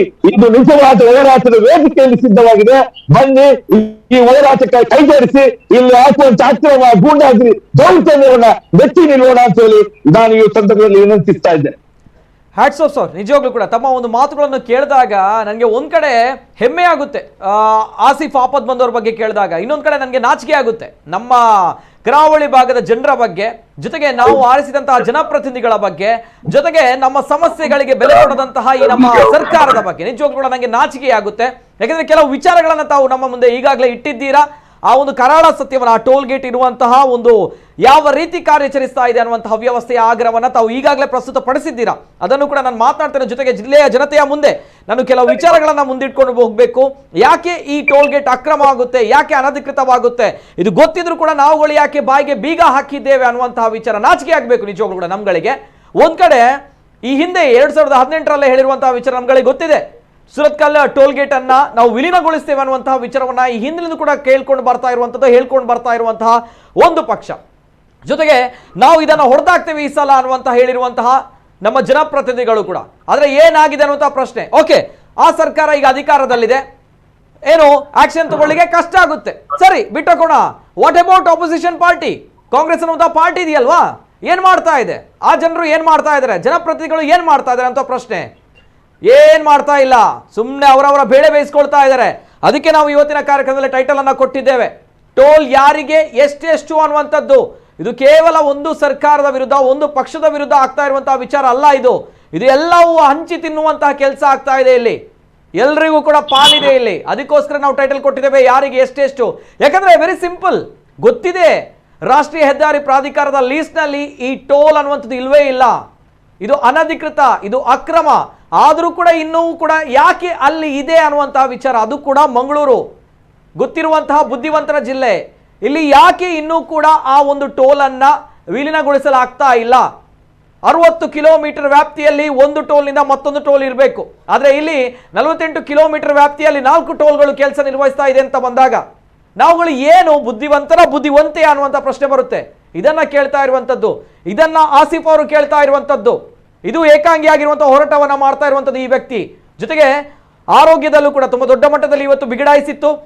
ಬಹುಶಃ ಒಳ್ಳೆಯ ಕೆಲಸ ಮಾಡಿದಾಗ ದೇವರು ಒಂದಲ್ಲ ಒಂದು ರೂಪದಲ್ಲಿ ಬರ್ತಾರೆ ಅನ್ನುವಂಥದ್ದು. ಹಾಗಾಗಿ ಇವತ್ತು ಆಸಿಫ್ ಅವರು ನಮ್ಮ ಜೊತೆ ಮಾತಾಡ್ತಾ ಇದ್ದಾರೆ. ನಾನು ಮಾತಾಡ್ತೇನೆ, ಅನೇಕ ಕರೆಗಳು ಬರ್ತಾ ಇದೆ. ನಾನು ಜನರ ಅಭಿವ್ಯಕ್ತಿ ಸ್ವಾತಂತ್ರ್ಯವನ್ನ ಸ್ವೀಕಾರ ಮಾಡಬೇಕು, ಅವರ ಅಭಿಪ್ರಾಯವನ್ನು ಕೂಡ ಸಂಗ್ರಹ ಮಾಡಬೇಕು. ಈ ವಿಚಾರ ಜನರಿಗೆ ತಲುಪಬೇಕು. ಪ್ರತಿಯೊಬ್ಬರು ಕೂಡ ಅವರವರ ಹಕ್ಕುಗಳನ್ನು ಯಾವಾಗ ರಸ್ತೆಗಿಳಿದು ರೋಡಿಗಿಳಿದು ಕೇಳ್ತಾರೆ ಅವಾಗ ಮಾತ್ರ ಇಂತಹ ಸಮಸ್ಯೆಗಳಿಗೆ ಪರಿಹಾರ. ಇಲ್ಲದಿದ್ರೆ ಕಾಂಗ್ರೆಸ್ನವರು ಅಥವಾ ಇನ್ನಿತರ ಕಮ್ಯುನಿಸ್ಟರು ಅಥವಾ ಇನ್ನಿತರ ಬಿಜೆಪಿಗಳು ಅಥವಾ ಇನ್ನಿತರ ನಾಟಕ ಮಾಡುವಂತಹ ಸಂಘಟನೆಗಳು ಎಷ್ಟು ಇಂತಹ ಹೋರಾಟ ಮಾಡಿದ್ರು ಕೂಡ ಟೋಟಲಿ ವೇಸ್ಟ್ ನಾನು ಹೇಳುವಂತ. ಜನರು ಎಚ್ಚೆತ್ತುಕೊಳ್ಬೇಕು. ಫಸ್ಟ್ ಪ್ರಥಮ ಕರೆ ಇದೆ. ಹಲೋ ಸರ್, ನಮಸ್ತೆ. ಹಲೋ ಸರ್, ನಮಸ್ಕಾರ. ನಮಸ್ತೆ ಸರ್. ನಮಸ್ಕಾರ. ತಮ್ಮ ಹೆಸರು ಎಲ್ಲಿಂದ ಸರ್? ತಮ್ಮ ಹೆಸರು ಸರ್ ಎಲ್ಲಿಂದ? ಸರ್ ಸುನಿಲ್ ಬಜಿಲ್ಕೆರೆ ಅಂತ. ಸುನಿಲ್ ಬಜಿಲಕೆರೆ ಸರ್, ನಮಸ್ತೆ. ಮಾತಾಡಿ ಸರ್. ನಾನು ಕೂಡ ಈ ಟೋಲ್ ಗೇಟ್ ಬಗ್ಗೆ ಅಕ್ರಮ ಅಂತೇಳಿ ಹೋರಾಟಗಳನ್ನು ಮಾಡ್ತಿದ್ದೆ, ಫೇಸ್ಬುಕ್ ಅಲ್ಲಿ ತುಂಬಾ ಬಾರಿ ಬರೆದಿದ್ದೆ. ಇತ್ತೀಚೆಗೆ ನಾನು ಮಾಹಿತಿ ಹಕ್ಕಲ್ಲಿ ಕೆಲವೊಂದು ದಾಖಲೆಗಳನ್ನು ಪಡೆದಾಗ ಸರ್ಕಾರ ಇದು ಅಕ್ರಮ ಅಲ್ಲ ಅಂತ ಹೇಳುವುದಕ್ಕೆ ಬೇಕಾದಂತ ಎಲ್ಲ ವ್ಯವಸ್ಥೆಗಳನ್ನು ಮಾಡಿದೆ. ಯಾಕಂತ ಹೇಳಿದ್ರೆ ಇದು 363 ಕೋಟಿ ರೂಪಾಯಿಯ ಟೆಂಡರ್ ಅನ್ನು ಪಡೆದ ಮೇಲೆ ಸರ್ಕಾರಕ್ಕೆ ಇತ್ತೀಚಿನವರೆಗೆ ಎಷ್ಟು ಹಣ ಬಂದಿದೆ ಅಂತ ಕೇಳಿದಾಗ ಸುಮಾರು 163 ಕೋಟಿ ರೂಪಾಯಿ ಬಂದಿದೆ. ಇನ್ನು 2035 ತನಕ ಈ ಟೋಲ್ ಕಾರ್ಯಾಚರಿಸುತ್ತದೆ. ನಂತರ 360 ಕೋಟಿ ರೂಪಾಯಿ ಏನು 18 ಕಿಲೋಮೀಟರ್ ಸುರತ್ಕಲ್ನಿಂದ NITKಯಿಂದ ನಂತೂರ್ ತನಕ, ನಂತೂರಿಂದ BC ರೋಡ್ ತನಕ 23 ಕಿಲೋಮೀಟರ್, ಇದರ ಟೋಟಲ್ ವೆಚ್ಚ ಆಗಿರೋದು 360 ಕೋಟಿ ರೂಪಾಯಿ. ಸೊ ಈಗಾಗಲೇ 163 ಕೋಟಿ ಬಂದಿದೆ. ಇನ್ನು 2035 ತನಕ ಇದ್ರ ಹಣ ಬಂದ ಮೇಲೆ ಟೋಲನ್ನು ಇವರು ಬಂದ್ ಮಾಡೋದಿಲ್ಲ. ಮತ್ತೆ ಟೋಲಿನ ಏನ್ ಇವತ್ತು 100 ರೂಪಾಯಿ ತಗೊಳ್ತಿದ್ರೆ ಅದನ್ನು 60% ಮೈನಸ್ ಮಾಡಿ 40% ತಗೋತಾರೆ. ಅಂತೂ ಇಂತೂ 2035 ನಂತರ ಕೂಡ ಈ ಸುರತ್ಕಲ್ ಟೋಲ್ ಗೇಟ್ ಅನ್ನ ಇವರು ರದ್ದು ಮಾಡೋದಿಲ್ಲ. ನಾವು ಏನಾದ್ರೂ ಯಜಮಾಡಿ ಟೋಲ್ ಅನ್ನ ರದ್ದು ಮಾಡ್ಬೇಕಂತೇಳಿ ಹೋರಾಟ ಮಾಡಿದ್ರೆ ಖಂಡಿತವಾಗಿ ರದ್ದಾಗತ್ತೆ. ಇವತ್ತು ತಲಪಾಡಿಯಿಂದ ಯಜಮಾಡಿ ತನಕ 45 ಕಿಲೋಮೀಟರ್ ಇರುತ್ತೆ. ಸೊ ಅದರ ಮಧ್ಯದಲ್ಲಿ 18 ಕಿಲೋಮೀಟರ್ ಇರೋದು ಯಾರ್ದು ಟೋಲು? 18 ಕಿಲೋಮೀಟರ್ ಇರೋದು NITK ಅವರಿಂದ ಡೈರೆಕ್ಟ್ ಗವರ್ಮೆಂಟ್ ಅಂಡರ್ ಅಲ್ಲಿ ಇರುವಂತ ಟೋಲ್. ಅದನ್ನು ಸೇರಿಸಿ ಇವತ್ತು ನವಯುಗ ಅವರು ಕಲೆಕ್ಷನ್ ಮಾಡ್ತಾ ಇದ್ದಾರೆ. ನವಯುಗ ಅವರು ಮಾಡ್ತಾ ಇರುವಂತಹ ಟೋಲ್ ಕಲೆಕ್ಷನ್ ಇದು ನೇರವಾಗಿ ಅಕ್ರಮವಾಗಿದೆ. ಅವರು ಒಂದು ವೇಳೆ ತಲಪಾಡಿಯಿಂದ ನಂತೂರ್ ತನಕ ತಕೊಂಡು, ನಂತೂರಿಂದ ನಂತರ ಸುರತ್ಕಲ್ ಬಿಟ್ಟು ಸುರತ್ಕಲ್ನಿಂದ ಮುಂದಕ್ಕೆ ತಕೊಂಡ್ರೆ 65 ಕಿಲೋಮೀಟರ್ ತಕೊಂಡ್ರೆ ಅವರಿಗೆ ಆಗೋದು ಕಲೆಕ್ಷನ್ ಒಂದೇ ಕಡೆಯಲ್ಲಿ ಟೋಲ್ ಗೇಟ್ ಮಾಡ್ಬೇಕಾಗ್ತದೆ. ಅವರು ಒಂದು ಕಡೆಯಲ್ಲಿ ಹೇಳ್ತಾರೆ ನಮ್ದೊಂದು ಸರ್ಕಾರ ನಡೆಸ್ಕೊಂಡುವಂತ ಟೋಲ್ ಅಂತೇಳಿ, ಇನ್ನೊಂದು ಹೇಳ್ತಾರೆ ಪ್ರೈವೇಟ್ ನವ್ರು ಮಾಡ್ತಾ ಇದ್ದಾರೆ ಅಂತ ಹೇಳಿ. ಪ್ರೈವೇಟ್ ನವ್ರು ಕೂಡ ಮಾಡಿದ್ದಾರೆ 670 ಕೋಟಿ ರೂಪಾಯಿಯ ಎಂದು ಟೆಂಡರ್ ಪಡ್ಕೊಂಡು ಅವರೇ ಬಿಲ್ಡ್ ಮಾಡಿ ಕಲೆಕ್ಷನ್ ಮಾಡ್ತಿರುವಂತದ್ದು. ಇಲ್ಲಿ ನೇರವಾಗಿ ರಾಜಕಾರಣಿಗಳು ಇವತ್ತು ಎಚ್ಚೆತ್ಕೊಳ್ಬೇಕು. ನಾವು ಹೋರಾಟ ಮಾಡಿದ್ರೆ ಲೀಗಲ್ ಆಗಿ ಡಾಕ್ಯುಮೆಂಟ್ ಇದೆ, ಕ್ರಿಮಿನಲ್ ಕೇಸ್ ಅನ್ನು ದಾಖಲಿಸ್ತೇನೆ ಅಂತೇಳಿ ಅವರು ಮುಂದೆ ಕೇಳ್ತಾರೆ ಖಂಡಿತವಾಗಿ. ಈಗ ಸುನಿಲ್ ಬಜಿಲಕೇರಿ ಅವರೇ, ತಾವು ಕೂಡ ರಾಷ್ಟ್ರೀಯ ಹೆದ್ದಾರಿ ಪ್ರಾಧಿಕಾರದಲ್ಲಿ ಮಾಹಿತಿಯನ್ನ ಕೇಳಿದ್ದೀರಾ. ಮಾಹಿತಿಯಲ್ಲಿ ಬಂದಿರುವಂತದ್ದು ಇದು ಅನಧಿಕೃತವಲ್ಲ, ಅಧಿಕೃತ ಅನ್ನುವಂಥದ್ದು ತಾವು ಹೇಳುವಂತದ್ದು ಅಲ್ಲ. ನಾನು ಹೇಳ್ತಾ ಇರೋದು ಸರ್ಕಾರ ಇವತ್ತು ಇದು ಅನಧಿಕೃತ ಅಲ್ಲ ಅಂತೇಳಿ ಹೇಳುವಂತದಕ್ಕೆ ಸಂಪೂರ್ಣ ದಾಖಲೆಗಳನ್ನು ಇಟ್ಕೊಂಡಿದೆ. ನಿಮ್ಗೆ ಕೊಟ್ಟಿದ್ದಾರೆ, ನಿಮ್ಗೆ ಸಬ್ಮಿಟ್ ಮಾಡಿದ್ದಾರೆ. ನಾನು ತಗೊಂಡಿದ್ದೇನೆ, ಡಾಕ್ಯುಮೆಂಟ್ ಇದೆ. 163 ಕೋಟಿ ರೂಪಾಯಿ ಇವತ್ತಿನವರೆಗೆ ಇವತ್ತಿಗೆ ದಿವಸಕ್ಕೆ ಪರ್ ಡೇ 16 ಲಕ್ಷ 10,000 ಹೊಸ ಟೆಂಡರ್ ಪಡ್ಕೊಂಡಿದ್ದಾರೆ. ಇವಾಗ ಪರ್ ಡೇ 16 ಲಕ್ಷ ಕಲೆಕ್ಟ್ ಆಗುತ್ತೆ. 10,000 ಪರ್ ಡೇ 16,10,000 ರೂಪಾಯಿ ಇಲ್ಲಿ ಟೆಂಡರ್ ಅನ್ನು ಜನರಿಂದ ಪಡ್ಕೊಳ್ತಾ ಇದ್ದಾರೆ. ಪರ್ ಡೇ ಅದು ಕೂಡ 3 ತಿಂಗಳಿಗೊಮ್ಮೆ ಟೆಂಡರ್ ಆಗುದು. ಯಾಕಂತ ಹೇಳಿದ್ರೆ ಮೊದಲೆಲ್ಲ 1 ವರ್ಷಕ್ಕಿತ್ತು. ಆವಾಗ ಟೆಂಡರ್ ಪಡ್ಕೊಂಡವರಿಗೆ ಲಾಸ್ ಆಗ್ತಿತ್ತು. ಯಾಕಂತ ಹೇಳಿದ್ರೆ ಈ ಸೀಸನ್ ಅಲ್ಲಿ ಮೀನುಗಾರಿಕೆಗಳು ಜಾಸ್ತಿ ಇರುವಾಗ ಅವರಿಗೆ ಟೋಲ್ ಕಲೆಕ್ಷನ್ ಚೆನ್ನಾಗಿ ಬರುತ್ತೆ. ನಂತರ ಮೀನು ಕಡಿಮೆ ಆದ್ಮೇಲೆ ಸುಮಾರು 7-8 ಲಕ್ಷ ರೂಪಾಯಿ ಕಡಿಮೆ ಆಗುತ್ತೆ. ಮಳೆಗಾಲದಲ್ಲಿ ಇನ್ನೂ ಲಾಸ್ ಆಗುತ್ತೆ. ಮತ್ತೊಂದು ನಿಮ್ಗೆ ಹೇಳ್ತೇನೆ ಏನಂತ ಹೇಳಿದ್ರೆ, ಇವತ್ತು ಪ್ರತಿಭಟನೆ ಮಾಡಿದಾಗ ಇನ್ನೊಂದು 10 ದಿವಸ ಪ್ರತಿಭಟನೆ ಮಾಡಿದ್ರೆ ಆಸಿಫ್ ಅವರಿಗೆ ಲಾಸ್ ಆಗತ್ತೆ, ನಮ್ಗೂ ಲಾಸ್ ಆಗತ್ತೆ. ಆದ್ರೆ ಟೋಲ್ ಪಡ್ಕೊಂಡವರಿಗೆ ಲಾಸ್ ಆಗಲ್ಲ. ಯಾಕಂತ ಹೇಳಿದ್ರೆ ಅವರಿಗೆ ಕ್ಲೇಮ್ ಆಗತ್ತೆ. ಈ ಕ್ಲೇಮ್ ಆದಾಗ ಮುಂದಿನ ದಿನಗಳಲ್ಲಿ ಇನ್ನು 2035 ಇರುವಂತದ್ದು ಈ ಟೋಲ್ ಗೇಟ್ ಸ್ಟ್ರೈಕ್ ಗೀಕ್ ಅಂತ ಹೇಳಿದ್ರೆ ಇನ್ನೊಂದು 5 ವರ್ಷ ಅವ್ರು ಸೇರಿಸ್ಕೊಳ್ತಾರೆ. ಇವತ್ತು ನೇರವಾಗಿ ಜನಪ್ರತಿನಿಧಿಗಳು ಬಂದು ಸಂಸತ್ತಿನಲ್ಲಿ ಮಾತಾಡಿ ಈ ಟೋಲ್ ಗೇಟ್ ಅನ್ನು ರದ್ದು ಮಾಡುವಂತ ಪ್ರಯತ್ನವನ್ನು ಮಾಡಬೇಕು. ಯಾವ ರೀತಿ ಹೋರಾಟ ಅಂತ ಹೇಳಿದ್ರೆ ನಮ್ಗೆ ಸೀರೂರಿಂದ ಹಿಡಿದು ತಲಪಾಡಿ ತನಕ ಪ್ರತಿಯೊಬ್ರು, ಇದು ಆಸಿಫ್ ಒಬ್ರು ಹೋರಾಟ ಅಲ್ಲ, ಆಗೋದಿಲ್ಲ. ಇದು ಸುನೀಲ್ ಬಜಿಲ್ಕೇರ್ ಒಬ್ಬ ಹೋರಾಟ ಮಾಡಿದ್ರೆ ಅದನ್ನ ನಿಲ್ಸಿಗೆ ಸಾಧ್ಯ ಇಲ್ಲ. ಇದನ್ನ ನಿಲ್ಸ್ಬೇಕಾದ್ರೆ ಪ್ರತಿಯೊಬ್ರು ಕೈ ಜೋಡಿಸ್ಬೇಕು. ನಿಮ್ಗೆ ಸಸ್ತಾನದಿಂದ ಹಿಡಿದು ತಲಪಾಡಿ ತನಕ ಪ್ರತಿಯೊಬ್ರು ತಮ್ಮ ಕಾರನ್ನು ತಂದು ರೋಡ್ ಮಧ್ಯದಲ್ಲಿ ನಿಲ್ಸಿ. ಟೋಲ್ ಕಲೆಕ್ಷನ್ ನಾವು ನಿಲ್ಲಿಸ್ತೇವೆ ಅಂತ ಹೇಳುವ ತನಕ ತೆಗೆಯುವುದು ಬೇಡ ಕಾರನ್ನ. ನಾನು ಕೂಡ ತಂದು ನಿಲ್ಲಿಸ್ತೇನೆ ಕಾರನ್ನ. ಅಂತ ಹೋರಾಟಗಳಿಗೆ ಜನ ಯಾಕೆ ಒಟ್ಟಿಗೆ ಸೇರಿಸೋದಿಲ್ಲ, ಯಾಕೆ ಒಟ್ಟಿಗೆ ಸೇರ್ಕೊಳ್ಳೋದಿಲ್ಲ? ಹೋರಾಟವನ್ನು ಮಾಡ್ಲಿಕ್ಕೆ ರಾಜಕಾರಣಿಗಳು ನಮ್ಮವರನ್ನು ಬಿಡ್ತಾ ಇಲ್ಲ. ಇವತ್ತು ಹಿಜಾಬ್ ವಿಷಯದಲ್ಲಿ ಇಷ್ಟು ದೊಡ್ಡ ವಿಷಯ ಆಗತ್ತೆ. ಒಂದು ವೇಳೆ ದಕ್ಷಿಣ ಕನ್ನಡ ಜಿಲ್ಲೆ ಪ್ರತಿಯೊಬ್ಬರು ಎದ್ರೆ ಟೋಲ್ ಗೇಟ್ ಅನ್ನು ಬಂದ್ ಮಾಡ್ಲಿಕ್ಕೆ ಹೆಚ್ಚು ಗೊತ್ತಿಲ್ಲ. ಆದ್ರೆ ಇವತ್ತು ಅದು ಇಲ್ಲೀಗಲ್ ಅಂತ ಹೇಳುವುದಕ್ಕೆ ನಮ್ಮ ಹತ್ರ ಯಾವುದೇ ದಾಖಲೆಗಳಿಲ್ಲ. ಯಾಕಂತ ಹೇಳಿದ್ರೆ ಸರ್ಕಾರ ವ್ಯವಸ್ಥೆಗಳನ್ನು ಮಾಡ್ಕೊಂಡಿಟ್ಟಿದೆ. ಸುನಿಲ್ ಅವರೇ, ಈಗ 163 ಕೋಟಿ ಕಲೆಕ್ಟ್ ಆಗಿರುವಂತದ್ದು, ತಾವು ಟೋಟಲ್ ಆಗಿ ಹೇಳಿರುವಂತದ್ದು ಎಷ್ಟು ತಮಗೆ ಮಾಹಿತಿ ಬಂದಿರುವಂತದ್ದು? 163 ಕೋಟಿ ರೂಪಾಯಿ ಇತ್ತೀಚಿನ ದಿನ ಇಷ್ಟರವರೆಗೆ ಕಲೆಕ್ಷನ್ ಆಗಿರುವಂತದ್ದು. ಒಟ್ಟು ಕಲೆಕ್ಷನ್ ಆಗಿರೋದು. ಓಕೆ, ಒಟ್ಟು ಮೊತ್ತ ಎಷ್ಟು ಅಂತ ಹೇಳುವಂತ ತಾವು 363 ಕೋಟಿ ರೂಪಾಯಿ ಟೆಂಡರ್ಗಳು ಪಡೆದುಕೊಳ್ಳು. ಅದು ಆ ದಿವಸ ಟೆಂಡರ್ ಅನ್ನು ಇದೇ ರೀತಿ ಓಪನ್ ಕರೆದಾಗ ಯಾವುದೇ ಕಂಪನಿಗಳು ಮುಂದೆ ಬಂದಿಲ್ಲ ಅದನ್ನು ಮಾಡ್ಲಿಕ್ಕೆ. ಓಕೆ. ಸರ್ಕಾರ ನೇರವಾಗಿ ಇರ್ಕಾನ್ ಕಂಪನಿಗೆ ಕೊಟ್ಟು ಮಾಡಿ. ಸರಿ. ಮತ್ತೊಂದು ಯುಟಿ ಖಾದರ್ ಅವರು ಮಿನಿಸ್ಟರ್ ಆಗಿದ್ದ ಸಂದರ್ಭದಲ್ಲಿ ಸರಿ. ಈ ಟೋಲ್ ಗೇಟ್ ನ ವಿಷಯ ದೊಡ್ಡ ರದ್ದಾಂತವಾಯಿತು, ದೊಡ್ಡ ಗಲಾಟೆ ಆಯಿತು, ಸ್ಟ್ರೈಕ್ ಆಯಿತು. ಸ್ಟ್ರೈಕ್ ಆದಾಗ ರಾಷ್ಟ್ರೀಯ ಹೆದ್ದಾರಿ ಪ್ರಾಧಿಕಾರದವರ ಜೊತೆ ಮಾತಾಡ್ಕೊಂಡು ಬಿಟ್ಟು ಈ ಟೋಲ್ ಅನ್ನ ರದ್ದು ಮಾಡ್ಬೇಕಂತೇಳಿ ಹೇಳಿದ್ರು ಯುಟಿ ಖಾದರ್ ಅವರು. ಆವಾಗ ಹೇಳಿದ್ರು ನಾವು ರದ್ದು ಮಾಡ್ತೇವೆ, ಆದ್ರೆ ಸರ್ಕಾರ ಪ್ರತಿ 2 ವರ್ಷಕ್ಕೊಮ್ಮೆ ಸರಿ ಇಲ್ಲಿ ಟೋಲ್ ಗೇಟ್ಗೆ ನಾವು 20 ಕೋಟಿಯನ್ನ ಖರ್ಚು ಮಾಡ್ತೇವೆ, ಯಾವ್ದು ರೋಡಿಗೆ. ಈ ಹಣವನ್ನ ನೀವು ಸರ್ಕಾರ ಕೊಡ್ಬೇಕಂತ ಹೇಳಿದ್ರು ರಾಜ್ಯ ಸರ್ಕಾರ.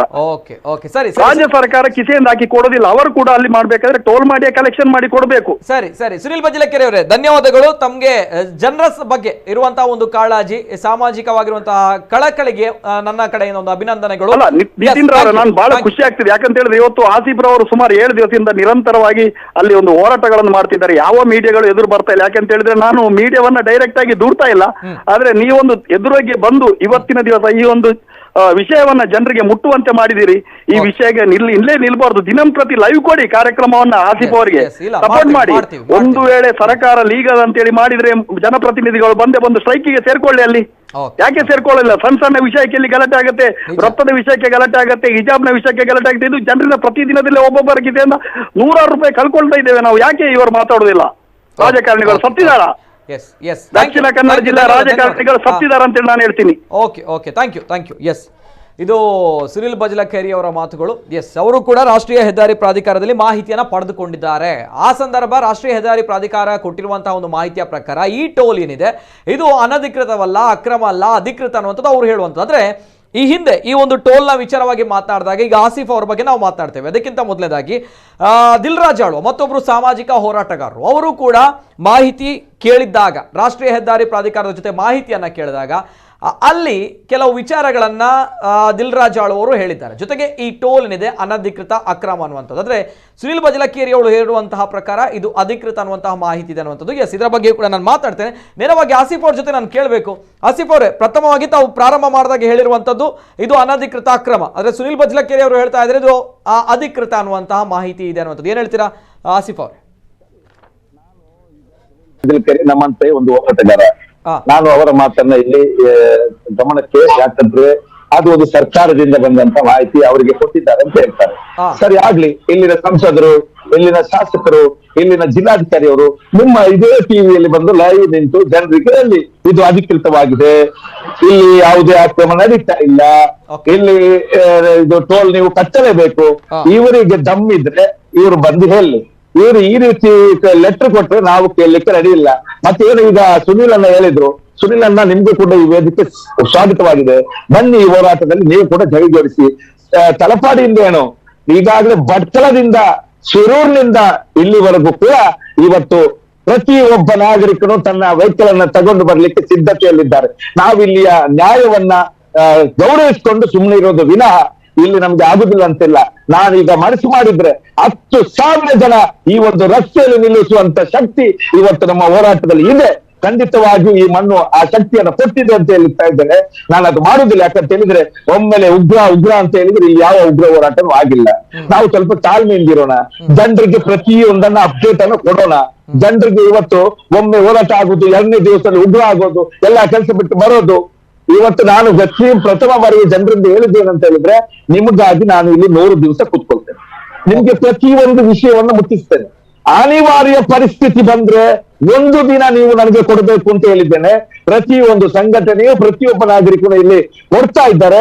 ಅದು ಕೊಡ್ತಾರೆ ಅಂತೇಳಿ ಭರವಸೆಯನ್ನು ಕೊಟ್ಟಿದ್ದಾರೆ. ಆ ಭರವಸೆ ನನಗಿದೆ. ಯಾಕಂದ್ರೆ ಇಲ್ಲಿ ಆಗುವುದು ಅನ್ಯಾಯ. ಮತ್ತೆ ಸುನಿಲನ್ನ ಹೇಳಿದ ಹಾಗೆ ಇಲ್ಲಿ 350 ಕೋಟಿ ರೂಪಾಯಿ ಆಗ್ಬೇಕು, ಈಗ 160 ಕೋಟಿ ಬಂದಿದೆ, ಇನ್ನು 200 ಕೋಟಿ ಬರ್ಬೇಕು. ಸ್ವಾಮಿ, ಇದು ಕರ್ನಾಟಕ ಸರ್ಕಾರದ ಜಿಲ್ಲಾಡಳಿತ ಬಂದು ಹೇಳಿ ನಮ್ಗೆ, ಇವರು ತಾಕತ್ತಿದ್ರೆ ಹೇಳಿ, 1 ರೂಪಾಯಿ ಇಲ್ಲಿ ಪಡೆಯಲಿಕ್ಕೆ ನಾವು ಬಿಡುವುದಿಲ್ಲ. ಇದು ನಮ್ಮ ಪ್ರಾಣ ಹೋದ್ರು ಸರಿ, ಇವರು ಪಡೆಯುವುದನ್ನ ನಾವು ನೋಡ್ಬೇಕು. ಇದು ಸಾರ್ವಜನಿಕರ ಹೋರಾಟ, ಯಾವ ಶಕ್ತಿಗಳ ಷಡ್ಯಂತ್ರದ ಹೋರಾಟ ಅಲ್ಲ. ಯಜಮಾನಿಯಿಂದ ಬಂದು 9 ಕಿಲೋಮೀಟರ್ ಮತ್ತೆ ಟೋಲ್ ಕಟ್ಟಬೇಕಾದ್ರೆ ಇದು ನಿಮ್ಮ ನ್ಯಾಯವಾಗಿದ್ದೆ. ಇದು ಗಡ್ಕರಿ ಅವರು ಇದಕ್ಕೆ ಗಮನಕ್ಕೆ ತೆಗಿಬೇಕು. ಕೇಂದ್ರ ಸರ್ಕಾರ ಮತ್ತೆ ಯಾಕೆ 60 ಕಿಲೋಮೀಟರ್ ಟೋಲ್ ಬೇಕು ಅಂತ ಹೇಳಿದ್ದು? ನೀವು ಪಡೆಯಿರಿ, ಬೇರೆ ರೀತಿಯಲ್ಲಿ ಅದಕ್ಕೆ ಹಾಕಿ. ನಮ್ಮ ಬೆವರಿನ ಹಣ, ಈ ಜನರ ರಕ್ತದ ಈ ಸುರಿಸಿದ ಹಣ ನಿಮಗೆ ಹೇಳಲಿಕ್ಕೆ ನಾವು ತಯಾರಿಲ್ಲ. ಇದು ಬಿಡುವುದಿಲ್ಲ. ಈ ಹೋರಾಟ ಇಲ್ಲಿ ನಿಲ್ಲುವುದಿಲ್ಲ. ಇದು ಖಂಡಿತವಾಗಿ ಮುಂದುವರಿತದೆ, ಜನಪರವಾಗಿರ್ತದೆ. ಇದು ಹೋರಾಟ ಎಷ್ಟವರೆಗಿರ್ತದೆ ಅಂತ ಹೇಳಿದ್ರೆ ಈ ಟೋಲನ್ನ ಒಡೆಯದೆ ಇದನ್ನ ದಮನವನ್ನು ಮಾಡದೆ ನಿಲ್ಲುವುದಿಲ್ಲ ಅಂತ ಹೇಳ್ತೇವೆ. ಕಾನೂನನ್ನ ಕೈಗೆಟ್ಟುವಾಗಿ ಮಾಡಬೇಡಿ. ಇವತ್ತು ಸುನಿಲನ್ನ ನಿಮಗೆ ಮಾಹಿತಿ ಕೊಟ್ಟವರನ್ನೊಮ್ಮೆ ಈ ಒಂದು ವೇದಿಕೆ ಹತ್ರ ಕರ್ಕೊಂಡ್ಬಂದು ನಾವು ಕೂಡ ಅವರಿಗೆ ಪ್ರಶ್ನೆ ಹೇಳ್ಬೇಕು. ನೀವು ಇಲ್ಲಿ ಯಾವುದೇ MLA ಅಲ್ಲ, ನೀವು ಇಲ್ಲಿ ಪ್ರಧಾನಿ ಅಲ್ಲ, ನೀವು ಇಲ್ಲಿನ ಕಾರ್ಪೊರೇಟರ್ ಅಲ್ಲ, ನೀವು ಒಂದು ಸಾಮಾಜಿಕವಾಗಿ ಪಡೆದಿದ್ದೀರಿ. ಆ ದಾಖಲೆಗಳನ್ನು ಒಮ್ಮೆ ಇಲ್ಲಿ ತಗೊಂಡ್ಬನ್ನಿ. ನಿಮಗೆ ಕೊಟ್ಟಂತ ಅಧಿಕಾರಿಯನ್ನು ಒಮ್ಮೆ ಇಲ್ಲಿ ಬಂದಿರ್ತೇವೆ. ನಾವು ಕೂಡ ಉತ್ತರಿಸಬೇಕಾಗಿದೆ ಅವರಿಗೆ. ಯಾವುದು ಇಲ್ಲಿ ಮಾತಾಡ್ಲಿಕ್ಕೆ ಏನೋ ಮಾತಾಡ್ಲಿಕ್ಕೆ ಆಗ್ತದೆ ಅಂತ ಇವರು ಮಾತಾಡುದ. ಈ ಮೊನ್ನೆ ಬಂದ ನವ ಇದ್ದದ್ದು ಏನೋ NSA ಇದ್ದು ಏನೋ ಅಧಿಕಾರಿ ಅಂತ ಹೇಳಿ ಇಲ್ಲಿನ ಸರ್ಕಲ್ ತಕೊಂಡ್ಬಂದ್ರು. ಅವನ ಹತ್ರ 2 ಜೆರಾಕ್ಸ್ ಪೇಪರ್ ಇತ್ತು, ಖಾಲಿ ಪೇಪರ್. ಅವ್ನು ಹೇಳ್ತಾ ಇದ್ರು ನಾವು ಲೀಗಲ್ ಆಗಿದ್ದೇವೆ. ನಾನು ಹೇಳಿದ್ದು ನಿನ್ನ ವಕೀಲರನ್ನ ಕರ್ಕೊಂಬ, ನೀನು ಲೀಗಲ್ ಪತ್ರಗಳನ್ನು ತಗೊಂಬ, ನಾನು ನನ್ನ ವಕೀಲರನ್ನು ಕರ್ಕೊಂಡ್ ಬರ್ತೇನೆ. ಇದಕ್ಕೆ ಬೇಕಾಗುವ ರೀತಿಯಲ್ಲಿ ಲೀಗಲ್ ಅಲ್ಲಿ ನೋಡೋಣ ಅಂತೇಳಿ ಇವತ್ತಿಗೆ ಏನು ದಿವಸ ಇರ್ತಾ ಇತ್ತು. ಹೋದವನು ಇನ್ನೂ ಪತ್ತೆ ಇಲ್ಲ. ಇವನ ಹತ್ರ ಏನು ದಾಖಲಾತಿ ಇದೆ ಸ್ವಾಮಿ? ಇಲ್ಲಿ ಬಂದು ನೋಡಿ, ಟೋಲ್ ಗೇಟ್ ಮುಕ್ತಾಯ ಅಲ್ಲಿಂದ ಪ್ರಾರಂಭ ಆಗೋದು. ಇಲ್ಲಿ ನಂತರ ಮತ್ತೊಂದು ವರ್ಕೋಣ ಅಂತ ಹೇಳಿದ್ರೆ ನಾವು ಕೇಳಲಿಕ್ಕೆ ತಯಾರಿಲ್ಲ. ಒಟ್ಟಾರೆಯಾಗಿ ನಮಗೆ 2 ಟೋಲ್ ಕಟ್ಟಲಿಕ್ಕೆ ಇಲ್ಲ. ಇವತ್ತು ಬುದ್ಧಿವಂತರ ಜಿಲ್ಲೆ ಅಂತ ಏನು ನೀವು ಹೇಳಿದಿರಿ, ಇದು ದೊಡ್ಡ ಜಿಲ್ಲೆ ಆಗಿದೆ. 48 ಕಿಲೋಮೀಟರ್ ಅಂತರದಲ್ಲಿ 4 ಟೋಲ್ ಗೇಟ್ ಇದೆ. ಇದು ಸರಿನಾ? ಇದು ನಮ್ಮ ಜಿಲ್ಲೆಯ ಜನತೆಗೆ ಮಾಡುವಂತ ಅನ್ಯಾಯ ಅಲ್ವಾ? ಈ ಅನ್ಯಾಯಕ್ಕೆ ನಾವು ತಲೆಬಾಗ್ಬೇಕಾ? ಇದು ಖಂಡಿತ ಹೋರಾಟವಂತ ಸಮಯ. ಇದು ಹೋರಾಟ, ಇದು ಕಡೆಗಣಿಸುವುದಿಲ್ಲ. ಖಂಡಿತ ಮಿತ್ರನ್ನ ನಿಮ್ಮಂತ ಮಾಧ್ಯಮದವರಿಗೆ ಇವತ್ತು ನಾನು ಕೈ ಮುಗಿತಾ ಇದ್ದೇನೆ. ಪೇಪರ್ ಅಲ್ಲಿ ಇವತ್ತು ಇಂಗ್ಲಿಷ್ ಪೇಪರ್ ನಲ್ಲಿ ಹಿಡಿದು ಪ್ರತಿಯೊಂದು ಪತ್ರಿಕೆಯವರು ದಿನಂಪ್ರತಿ ಪ್ರಕಟಿಸ್ತಾ ಇದ್ದಾರೆ, ಪ್ರತಿ ವೆಬ್ಸೈಟ್ ಅವರು. ಇದು ನಿಮ್ಮ ಆ ಒಂದು ಲೇಖನ, ಈ ಒಂದು ಹರಿತವಾದ ಮಾತುಗಳು ಇವತ್ತು ಜಿಲ್ಲಾಡಳಿತ ಮುಟ್ಟಬೇಕು. ನಿಮ್ಮಂತವರ ಸಹಕಾರ ಇದ್ರೆ ಮಾತ್ರ ಇವತ್ತು ಜನತೆಗೆ ಒಂದು ಭರವಸೆ ಇದೆ. ಅದು ಮಾಧ್ಯಮದಕ್ಕೆ ಮಾತ್ರ. ಈ ಮಾಧ್ಯಮದವರು ಇವತ್ತು ನೀವು ಕ್ವಶನ್ ಮಾಡ್ಬೇಕು. 8 ದಿವಸ ಆಯ್ತು ಸ್ವಾಮಿ ಇಲ್ಲಿ ಅಹೋರಾತ್ರಿಯಾಗಿ ಹೋರಾಟ ಮಾಡ್ತಾ ಇದ್ದೇವೆ. ಇಲ್ಲಿನ ಸ್ಥಳೀಯ ಅಪ್ರಾಲ್ ಒಂದು ಕಾರ್ಪೊರೇಟ್ ಕೂಡ ಇಲ್ಲಿಗೆ ಬರ್ಲಿ. ಯಾಕೆ ಬರ್ಲಿಲ್ಲ? ನೀವು ಹೇಳಿದ ಸರಿಯದು. ಟೋಲ್ ಗೇಟ್ ಎಷ್ಟು ಒಬ್ಬೊಬ್ಬರಿಗೆ ಎಷ್ಟು ಅಂತ ಹೇಳಿ ಅದೇ ಆಗ್ತಾ ಇದೆ ಇಲ್ಲಿ. ಇವತ್ತು ವಿರೋಧ ಪಕ್ಷದವರು 5 ದಿವಸ ಬಿಟ್ಟು ಇಲ್ಲಿ ಬಂದ್ರು. ನಾನು ವಿರೋಧ ಪಕ್ಷದವರು ದುರ್ಗಲ್ಲ. ನೀವು ಇವತ್ತು ಕ್ವಶನ್ ಮಾಡುವಂತ ಸಂದರ್ಭ. ನೀವು 5 ದಿವಸ ಬಿಟ್ಟು ಬರೋದಲ್ಲ, ಮೊದಲ ದಿವಸ ಇಲ್ಲಿ ಬರ್ಬೇಕಿತ್ತು. ನೀವು ನಮ್ಮೊಂದಿಗೆ ಕೈ ಜೋಡಿಸ್ಬೇಕಿತ್ತು. ನಾಟಕೀಯವಾಗಿ ಇಲ್ಲಿ ಬಂದ್ರಿ ಎಲ್ಲ ಒಂದು ಕಾರ್ಯಕ್ರಮದಿಂದ. ಇಲ್ಲಿ ಬಂದು ಪ್ರತಿಭಾ ತುಲಾಯಿ ಅವರ ಹತ್ರ ನಾನು ಮಾತಾಡ್ತು. ನಮಗೆ ಅವ್ರು ಹೇಳ್ತಾ ಇದ್ರೆ 3 ದಿನ ಆದ್ರೂ ನಿಮಗೆ ನ್ಯಾಯ ಸಿಗಲ್ಲ. ಯಾಕೆ ಹೇಳ್ತಿದ್ದೀರಾ ನೀವಿಗೆ? ಯಾಕೆ? ಈಗ ಸುನೀಲನ್ನ ಹೇಳಿದಂತ ಮಾತು ನಮಗೆ ಮಧ್ಯಾಹ್ನ ಸಿಕ್ಕಿದೆ. ಒಬ್ರು ಬಂದು ಹೇಳಿದ್ದಾರೆ, ಸುನೀಲನ್ನ ಅವ್ರಿಗೆ ಹೇಳಿದ್ರು. ಇದೇ ಮಾತು ಸುನೀಲನ್ನ ಒಬ್ರಿಗೆ ಹೇಳಿದ್ದನ್ನ ನನಗಿಲ್ಲಿ ಒಬ್ಬ ಬಂದು ಹೇಳಿದ್ರು. ಅವರು ರಾಜ್ಯ ಯುವ ಶಕ್ತಿಯ ಅಧ್ಯಕ್ಷರು, ಅವರು ಪ್ರಮೋದ್ ಉಚ್ಚಿಲ್ ಅಂತ ಹೇಳಿ ಈ ರೀತಿ ಹೇಳ್ತಾ ಇದ್ದಾರೆ. ಸುನೀಲನ ಹತ್ರ ಮಾಹಿತಿ ಇದೆ ಅಂತ ಹೇಳಿ. ನನಗೆ ಮಾಹಿತಿ, ದಾಖಲೆ, ಇಲ್ಲಿಗಳ ಲೀಗಲ ಒಟ್ಟಾರೆ ಗೊತ್ತಿಲ್ಲ. ನಮಗೆ ಈ ಟೋಲ್ ಗೇಟ್ ಅಗತ್ಯ. ಇಲ್ಲಿ 2 ಟೋಲ್ ಗೇಟ್ ಕಟ್ಟಿ ನಾವು ಮಂಗಳೂರಿಗೆ ಬರುವುದಿಲ್ಲ ಅಷ್ಟೇ. ಎಸ್ ಸರ್, ಆಸಿಫ್ ಅವರೇ ಒಂದು ಮಾತನ್ನ ಹೇಳಿದ್ರಿ, ಇದು ಜನಸಾಮಾನ್ಯನ ಬೆವರಿನ ಹನಿ. ಆ ಬೆವರಿನ ಹನಿಯನ್ನ ಈ ರೀತಿ ವ್ಯರ್ಥ ಮಾಡ್ಲಿಕ್ಕೆ ಬಿಡಲ್ಲ. ಹಣ ಮಾಡ್ಬೇಕಂತಲ್ಲ ಬೇರೆ ವಿಧಾನಗಳಿವೆ, ಅದರಲ್ಲಿ ಮಾಡ್ಕೊಂಡು ಹೋಗಿ ಅನ್ನುವಂತ ವಿಚಾರ ಒಂದ್ ಕಡೆ. ನೇರವಾಗಿ ತಾವು ಒಂದು ಹೇಳಿರುವಂತಹ ವಿಚಾರ, ಎಸ್ ಒಂದು ಆಡಳಿತ ಸರ್ಕಾರ ಅಥವಾ ಆಡಳಿತದಲ್ಲಿ ಇರುವಂತದ್ದು ಮಾಡುವಂತ ಕೆಲಸ ಒಪ್ಕೊಳ್ಬೇಕು, ಏನೋ ಇರುತ್ತೆ ಅನ್ನೋದಾದ್ರೆ ಅಪೋಸಿಷನ್, ವಾಟ್ ಅಬೌಟ್ ಅಪೋಸಿಷನ್ ಅಂತ ವಿಚಾರ ಬರುತ್ತೆ ಅಲ್ವಾ? ಯಾರೊಬ್ರು ಕೂಡ, ಎಸ್ ಆಸಿಫ್ ಅವರು ಹೇಳಿದಾಗ ಯಾರೊಬ್ರು ಕೂಡ ಅವರನ್ನ ಜಾಯಿನ್ ಆಗಿದ್ದಾರಾ, ಯಾರೊಬ್ರು ಕೂಡ ಅವರಿಗೆ ಸಪೋರ್ಟ್ ಅನ್ನ ಕೊಟ್ಟಿದ್ದಾರಾ?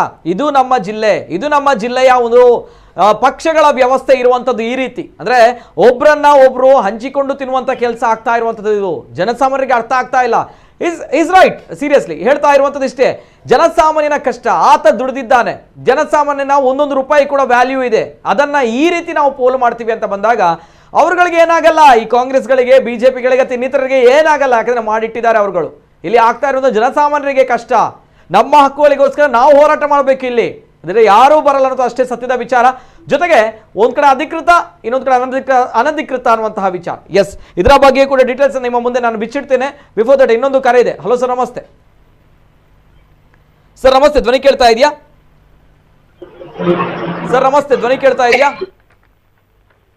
ಹಲೋ ಸರ್ ನಮಸ್ತೆ, ಧ್ವನಿ ಕೇಳ್ತಾ ಇದೆಯಾ? ಓಕೆ, ಕರೆ ಕಟ್ಟಾಗಿದೆ. ದಯಮಾಡಿ ಕರೆ ಮಾಡಿದಾಗ ಟಿವಿಯಲ್ಲಿ ಮ್ಯೂಟ್ ಮಾಡಿ ಕರೆ ಮಾಡಿ. ಜೊತೆಗೆ ನಾನು ಈ ಒಂದು ವಿಚಾರದ ಬಗ್ಗೆ, ಈ ಒಂದು ಟೋಲ್ ಗೇಟ್ ಕಾರ್ಯಾಚರಿಸ್ತಾ ಇರುವಂತಹ ವಿಚಾರ ಯಾಕೆ ಅನಧಿಕೃತ ಅನ್ನುವಂತಹ ವಿಚಾರಗಳು ಬಂದಾಗ ಇದರ ಬಗ್ಗೆ ಹೈಲೈಟ್ಸ್ ಮಾಡ್ತಾ ಇದೆ. ಒಂದ್ಸಲ ನೋಡ್ಕೊಂಬ. ನಿಯಮದ ಪ್ರಕಾರ ಒಂದು ಟೋಲ್ ಗೇಟ್ಗೆ 60 ಕಿಲೋಮೀಟರ್ ಅಂತರವಿರಬೇಕು. ಆದ್ರೆ ಕರಾವಳಿಯಲ್ಲಿ 48 ಕಿಲೋಮೀಟರ್ ಅಂತರದಲ್ಲಿ 4 ಟೋಲ್ ಗೇಟ್. ಲೀಸ್ನಲ್ಲೇ ಇಲ್ಲದ ಟೋಲ್ನಲ್ಲಿ ನಡೀತಾ ಇದೆ ಅಕ್ರಮ ಸುಂಕ ವಸೂಲೆ. ಸುರತ್ಕಲ್ ಟೋಲ್ನಲ್ಲಿ ಪ್ರತಿನಿತ್ಯ ಲಕ್ಷಾಂತರ ರೂಪಾಯಿ ಹಗಲು ದರೋಡೆ. ಮಾಹಿತಿ ಕೇಳಿದ್ರೆ ಉತ್ತರ ನೀಡದೆ ನುಣುಚಿಕೊಳ್ತಾ ಇದೆ ಹೆದ್ದಾರಿ ಪ್ರಾಧಿಕಾರ. ಜಿಲ್ಲೆಯ ಜನಪ್ರತಿನಿಧಿಗಳ ಆಡಳಿತ ನಿರ್ಲಕ್ಷ್ಯಕ್ಕೆ ಸಾರ್ವಜನಿಕರಿಂದ ಉಗಿತ.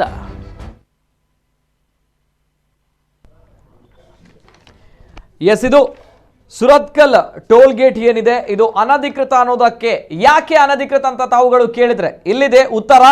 ನಿಯಮದ ಪ್ರಕಾರ ಒಂದು ಟೋಲ್ ಗೇಟ್ಗೆ 60 ಕಿಲೋಮೀಟರ್ ಅಂತರ ಇರಬೇಕು. ನಿಯಮದ ಪ್ರಕಾರ ಒಂದು ಟೋಲ್ ಗೇಟ್ಗೆ 60 ಕಿಲೋಮೀಟರ್ ಅಂತರ ಇರಬೇಕು. ಆದರೆ ಕರಾವಳಿಯಲ್ಲಿರುವಂತಹ ಟೋಲ್ ಗೇಟ್ 48 ಕಿಲೋಮೀಟರ್ ಅಂತರದಲ್ಲಿ 4 ಟೋಲ್ ಗೇಟ್ಗಳಿವೆ. 48 ಕಿಲೋಮೀಟರ್ ಅಂತರದಲ್ಲಿ ನಮ್ಮ ಕರಾವಳಿಯಲ್ಲಿ 4 ಟೋಲ್ ಗೇಟ್ಗಳು. ನಿಯಮ ಹೇಳುವಂಥದ್ದು 60 ಕಿಲೋಮೀಟರ್ ಅಂತರದಲ್ಲಿ ಒಂದು ಟೋಲ್ ಗೇಟ್ ಮತ್ತು ಇನ್ನೊಂದು ಟೋಲ್ ಗೇಟ್ನ ಡಿಸ್ಟೆನ್ಸ್. ಆದರೆ ನಮ್ಮ ಕರಾವಳಿಯಲ್ಲಿ 48 ಕಿಲೋಮೀಟರ್ ಅಂತರದಲ್ಲಿ 4 ಟೋಲ್ ಗೇಟ್. ನಾವುಗಳು ಬುದ್ಧಿವಂತರು, ನಾವುಗಳು ಎಲ್ಲವೂ ಕೂಡ ತಿಳಿದವರು, ನಮ್ಮ ಹಕ್ಕುಗಳಿಗೋಸ್ಕರ ನಾವುಗಳು ಹೋರಾಟ ಮಾಡುವವರು. ಇದು ನಮ್ಮ ಪರಿಸ್ಥಿತಿ. ಜೊತೆಗೆ ಲಿಸ್ಟ್ನಲ್ಲೇ ಇಲ್ಲದಂತಹ ಟೋಲ್ನಲ್ಲಿ ನಡೀತಾ ಇದೆ ಅಕ್ರಮ ಸುಂಕ ವಸೂಲಿ. ಈ ಒಂದು NITK ಟೋಲ್ ಗೇಟ್ ಏನಿದೆ ಲಿಸ್ಟ್ನಲ್ಲೇ ಇಲ್ಲ ಅನ್ನುವಂತಹ ಮಾಹಿತಿ. ಇಲ್ಲಿ ಅಕ್ರಮವಾಗಿ ಸುಂಕ ವಸೂಲತಿ ಆಗ್ತಾ ಇದೆ. ಜೊತೆಗೆ ಸುರತ್ಕಲ್ ಟೋಲ್ನಲ್ಲಿ ಪ್ರತಿನಿತ್ಯ ಲಕ್ಷಾಂತರ ರೂಪಾಯಿ ಹಗಲು ದರೋಡೆ ಆಗ್ತಾ ಇದೆ. ಹಾಗಾದ್ರೆ ಲಿಸ್ಟ್ನಲ್ಲೇ ಈ ಟೋಲ್ ಇಲ್ಲ ಅಂತ ಬಂದಾಗ ಇಲ್ಲಿ ಸುಂಕ ವಸೂಲಾತಿ ಆಗ್ತಾ ಇದೆ. ಹಾಗಾದ್ರೆ ಆ ಹಣ, ಲಕ್ಷಾಂತರ ಹಣ ಎಲ್ಲಿಗೆ ಹೋಗುತ್ತೆ ಅನ್ನುವಂತಹ ಪ್ರಶ್ನೆ. ಹಾಗಾಗಿ ಡೈರೆಕ್ಟ್ಲಿ ಆರ್ ಇಂಡೈರೆಕ್ಟ್ಲಿ ಇಲ್ಲಿ ಹಗಲು ದರೋಡೆ ಆಗ್ತಾ ಇರುವಂಥದ್ದು ಸತ್ಯ. ಜೊತೆಗೆ ಮಾಹಿತಿ ಕೇಳಿದ್ರೆ ಉತ್ತರ ನೀಡದೆ ನುಣುಚಿಕೊಳ್ತಾ ಇದ್ದಾರೆ ಹೆದ್ದಾರಿ ಪ್ರಾಧಿಕಾರ ಅನ್ನುವಂಥದ್ದು. ಸಾಮಾಜಿಕ ಕಾರ್ಯಕರ್ತರು ದಿಲ್ರಾಜು ಆಳ್ವ ಅವರು ಕೂಡ ಅದರ ಬಗ್ಗೆ ಮಾಹಿತಿಯನ್ನು ಕೇಳಿದಾಗ ಎಷ್ಟು ಕಲೆಕ್ಷನ್ ಆಗುತ್ತೆ ಅಂಡ್ ಎಷ್ಟು ಟೆಂಡರ್ ಯಾವ ರೀತಿ ಇದೆ ಅಂತ ಬಂದಾಗ ಇದರ ಬಗ್ಗೆ ಮಾಹಿತಿ ಸಿಗಲಿಲ್ಲ ಅನ್ನುವಂಥದ್ದು ದಿಲ್ರಾಜು ಆಳ್ವ ಅವರ ಆರೋಪ. ಅವರ ಬಗ್ಗೆಯೂ ಕೂಡ ನಾನು ಮಾತನಾಡಬೇಕು ಇನ್ನು ಮುಂದಕ್ಕೆ. ಜೊತೆಗೆ ಜಿಲ್ಲೆಯ ಜನಪ್ರತಿನಿಧಿಗಳ ಆಡಳಿತ ನಿರ್ಲಕ್ಷ್ಯಕ್ಕೆ ಸಾರ್ವಜನಿಕರಿಂದ ಉಗಿತ. ಈ ಒಂದು ವಿಚಾರದ ಬಗ್ಗೆ ಇದೀಗ ಆಸಿಫ್ ಆಪದ್ ಬಾಂಧವ್ ಅವರು ಅಹೋರಾತ್ರಿ ಪ್ರತಿಭಟನೆಯನ್ನ ಮಾಡ್ತಾ ಇದ್ದಾರೆ. ಎಸ್ ಆಸಿಫ್ ಅವರೇ, ಏನು ಹೇಳ್ತೀರಾ? ವೆರಿ ಸಿಂಪಲ್, ನಮ್ಗೆ ಗೊತ್ತಿದೆ ಎಲ್ಲ ರೂಲ್ಸ್ ಅಂಡ್ ರೆಗ್ಯುಲೇಷನ್ಸ್ ನಮ್ಮ ಕೈಯಲ್ಲೇ ಇದೆ. ನಿಯಮದ ಪ್ರಕಾರ ಒಂದು ಟೋಲ್ ಗೇಟ್ಗೆ 60 ಕಿಲೋಮೀಟರ್ ಇರಬೇಕು. ಆದರೆ ಇಲ್ಲಿ 48 ಕಿಲೋಮೀಟರ್ಗೆ 4 ಟೋಲ್ ಗೇಟ್ ಬರುತ್ತೆ. ಆದ್ರೂ ಕೂಡ ಯಾರೊಬ್ರು ಕೂಡ ಏನ್ ಮಾತನಾಡ್ತಾ ಇಲ್ಲ ಅನ್ನೋಂಥ ವಿಚಾರಗಳ ನಡುವೆ ಏನ್ ಹೇಳ್ತೀರಾ ಆಸಿಫ್ ಅವರೇ? ವೈ, ಯಾಕೆ ನಾವುಗಳು ಹಿಂದೆ ಬಿದ್ದಿದ್ದೇವೆ? ಯಾಕೆ ಯಾರೊಬ್ರು ಕೂಡ ನಮ್ಮ ಹಕ್ಕುಗಳ ಬಗ್ಗೆ ನಾವುಗಳು ಹೋರಾಟ ಮಾಡ್ತಾ ಇಲ್ಲ? ಅದೇ ಸರ್, ನಾನು ಹೇಳಿದಲ್ಲ, ಇಲ್ಲಿ ರಾಜಕೀಯವಾಗಿ ನಮ್ಮನ್ನು ಕಟ್ಟಿ ಹಾಕಿದ್ದಾರೆ, ಜಾತಿಗಳ ನಡುವೆ ಕಟ್ಟಿ ಹಾಕಿದ್ದಾರೆ. ಇವರ ಹೆಂಡತಿ ಮಕ್ಕಳನ್ನ ಸಾಕ್ಲಿಕ್ಕೋಸ್ಕರ ನಮ್ಮಂತವರನ್ನ ಇಲ್ಲಿ ಮಟ್ಟ ಹಾಕ್ತಾ ಇದ್ದಾರೆ ಅಷ್ಟೇ. ನಮ್ಮ ಹಕ್ಕನ್ನ ಕೇಳಲಿಕ್ಕೆ ಹೋಗುವಾಗ ಇವರಿಗೆ ಬೇಕಾಗುವಂತ ಇವರು ನಿಯಮಗಳನ್ನು ಹೇಳ್ತಾರೆ. ಇವತ್ತು ನೋಡಿ, ಈ ಟೋಲ್ ಗೇಟ್ಗೆ ನೀವು 1000 ಸರಿ ಇಲ್ಲಿ ಬರ್ತೀರಾ, ಈ ಟೋಲ್ ಗೇಟ್ ಒಂದು ಹೆಸರಿದ್ಯಾ? NHI ಅಂತ ಹೇಳ್ತಾ ಇದ್ದಾರೆ. ಇದಕ್ಕೊಂದು ಸರಿಯಾಗಿ ಹೆಸರಿದ್ಯಾ?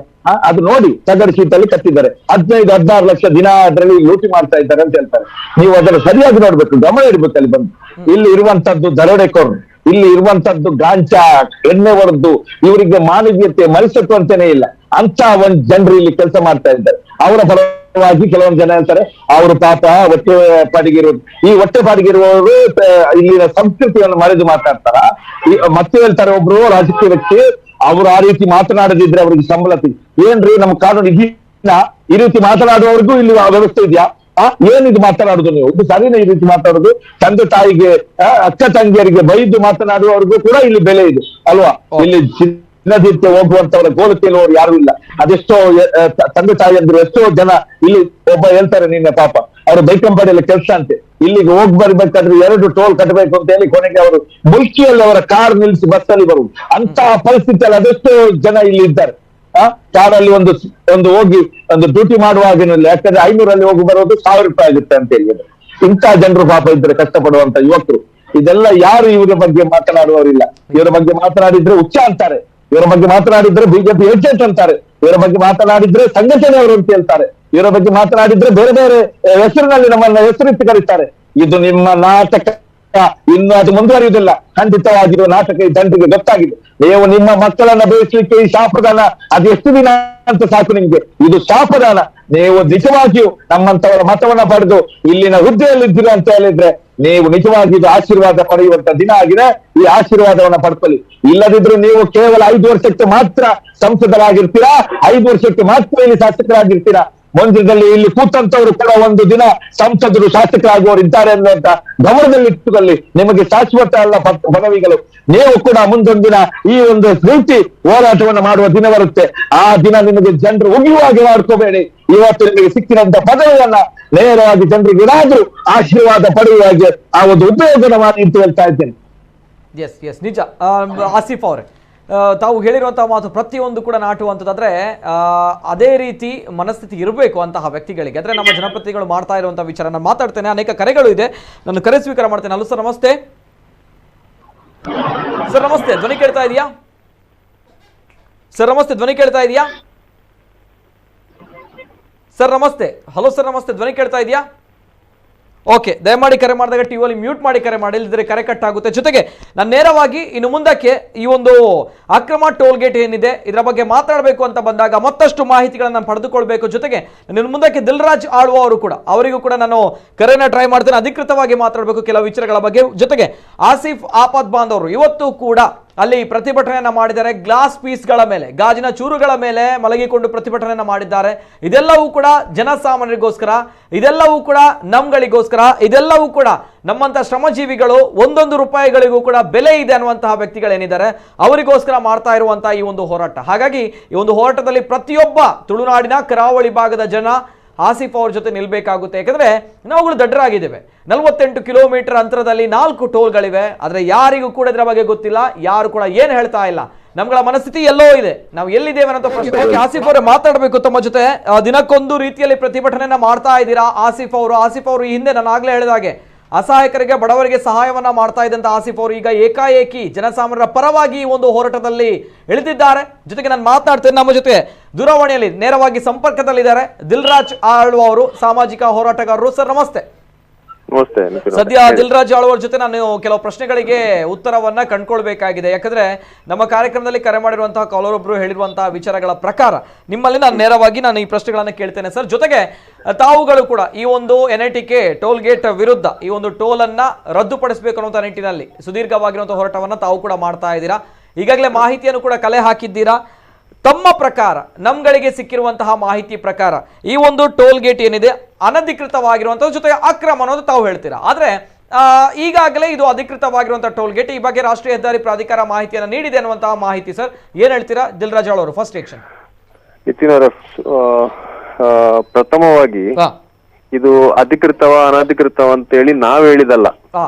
ಇವತ್ತು ಕಳೆದ 3 ವರ್ಷದಿಂದ ಅಧಿಕಾರಿಗಳೇ ಹೇಳ್ಕೊಂಡು ಬಂದಿರುವಂತದ್ದು ಸುರತ್ಕಲ್ ಟೋಲ್ ಅನ್ನು ನಾವು ಮುಂದಿನ ದಿವಸಗಳಲ್ಲಿ ನಾವು ಹೆಜಮಾಡಿಗೆ ಹಾಕ್ತೇವೆ ಅಂತ ಹೇಳಿ ಅಧಿಕಾರಿಗಳೇ ಹೇಳಿರುವಂತದ್ದು ಒಂದು.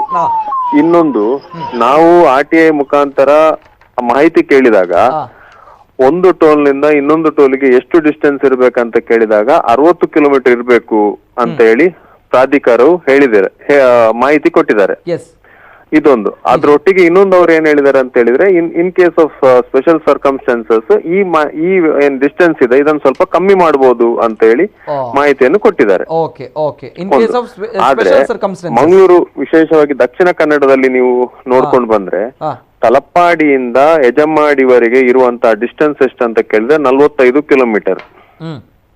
ಇದು ಮಾಡಿರುವ ಈ ರೋಡ್ ಯಾರು ಸ್ಟ್ರೆಚ್ ಮಾಡಿದಾರೆ ಅಂತ ಹೇಳಿದ್ರೆ ನವಯುಗ ಕಂಪನಿಯವರು ಈ ಒಂದು ಸ್ಟ್ರೆಚ್ ಅನ್ನು ಮಾಡಿದ್ದಾರೆ. ಬಂಟ್ವಾಳದಿಂದ ಸುರತ್ಕಲ್ ವರೆಗೆ ಇರುವಂತ ಡಿಸ್ಟೆನ್ಸ್ ಎಷ್ಟು ಅಂತ ಕೇಳಿದ್ರೆ 39 ಕಿಲೋಮೀಟರ್. ಇದನ್ನು ಮಾಡಿರುವಂತದ್ದು ಇರ್ಕಾನ್ ಕಂಪನಿಯವರು ಇದನ್ನು ಈಗ NHI ಅವರಿಗೆ ಹ್ಯಾಂಡ್ ಓವರ್ ಮಾಡಿದ್ದಾರೆ. ಈಗ ತಲಪಾಡಿಯಿಂದ ಹೆಜಮಾಡಿವರೆಗೆ 45, ನಂತೂರಿಂದ ಸುರತ್ಕಲ್ಗೆ ಎಷ್ಟು ಅಂತ ಕೇಳಿದ್ರೆ ಅಲ್ಲಿ ಒಂದು 16 ಕಿಲೋಮೀಟರ್ ಇದೆ. ಅದನ್ನೀಗ ತಾವು ಮೈನಸ್ ಮಾಡ್ಬೇಕಾಗ್ತದೆ. ಯಾವ್ದ್ರಲ್ಲಿ 45ರಿಂದ 15 ಕಿಲೋಮೀಟರ್ ಮಾಡಿದ್ರು ಕೂಡ 30 ಕಿಲೋಮೀಟರ್ ಆಯ್ತು. ಈ 30 ಈಗ ನೋಡ್ಲಿಕ್ಕೆ ಹೋದ್ರೆ ಹೆಜಮಾಡಿ ಟೋಲ್ ಕೂಡ 30 ಕಿಲೋಮೀಟರ್ ಅಲ್ಲಿ ಕಾರ್ಯಾಚರಿಸ್ತಾ ಇದೆ. ಇಲ್ಲಿ ಬಂಟ್ವಾಳದಿಂದ ಸುರತ್ಕಲ್ ಇರುವಂತ ಡಿಸ್ಟೆನ್ಸ್ 40 ಕಿಲೋಮೀಟರ್, 2 ಟೋಲ್ ಹಾಕಿದ್ದಾರೆ. ಸರಾಸರಿ ನೋಡ್ಲಿಕ್ಕೆ ಹೋದ್ರೆ 60 ಕಿಲೋಮೀಟರ್ಗೆ 4 ಟೋಲ್ ದಕ್ಷಿಣ ಕನ್ನಡ ಜಿಲ್ಲೆಯಲ್ಲಿ ಇದೆ. ಅನಧಿಕೃತವ ಅಧಿಕೃತವ ಅಂತೇಳಿ ಅಧಿಕಾರಿಗಳು ಹೇಳ್ಬೇಕು ಇದನ್ನು. ತಾವು ಈ ಒಂದು ಆಧಾರದ ಮೇಲೆ, ಮಾನದಂಡದ ಮೇಲೆ ಹೇಳ್ತಾ ಇರುವಂತದ್ದು ಇದು ಅನಧಿಕೃತವ ಅಧಿಕೃತವ ಅನ್ನೋದಲ್ವಾ? ಅಲ್ಲ, ನಾವು ಹೇಳ್ತಾ ಇಲ್ಲ.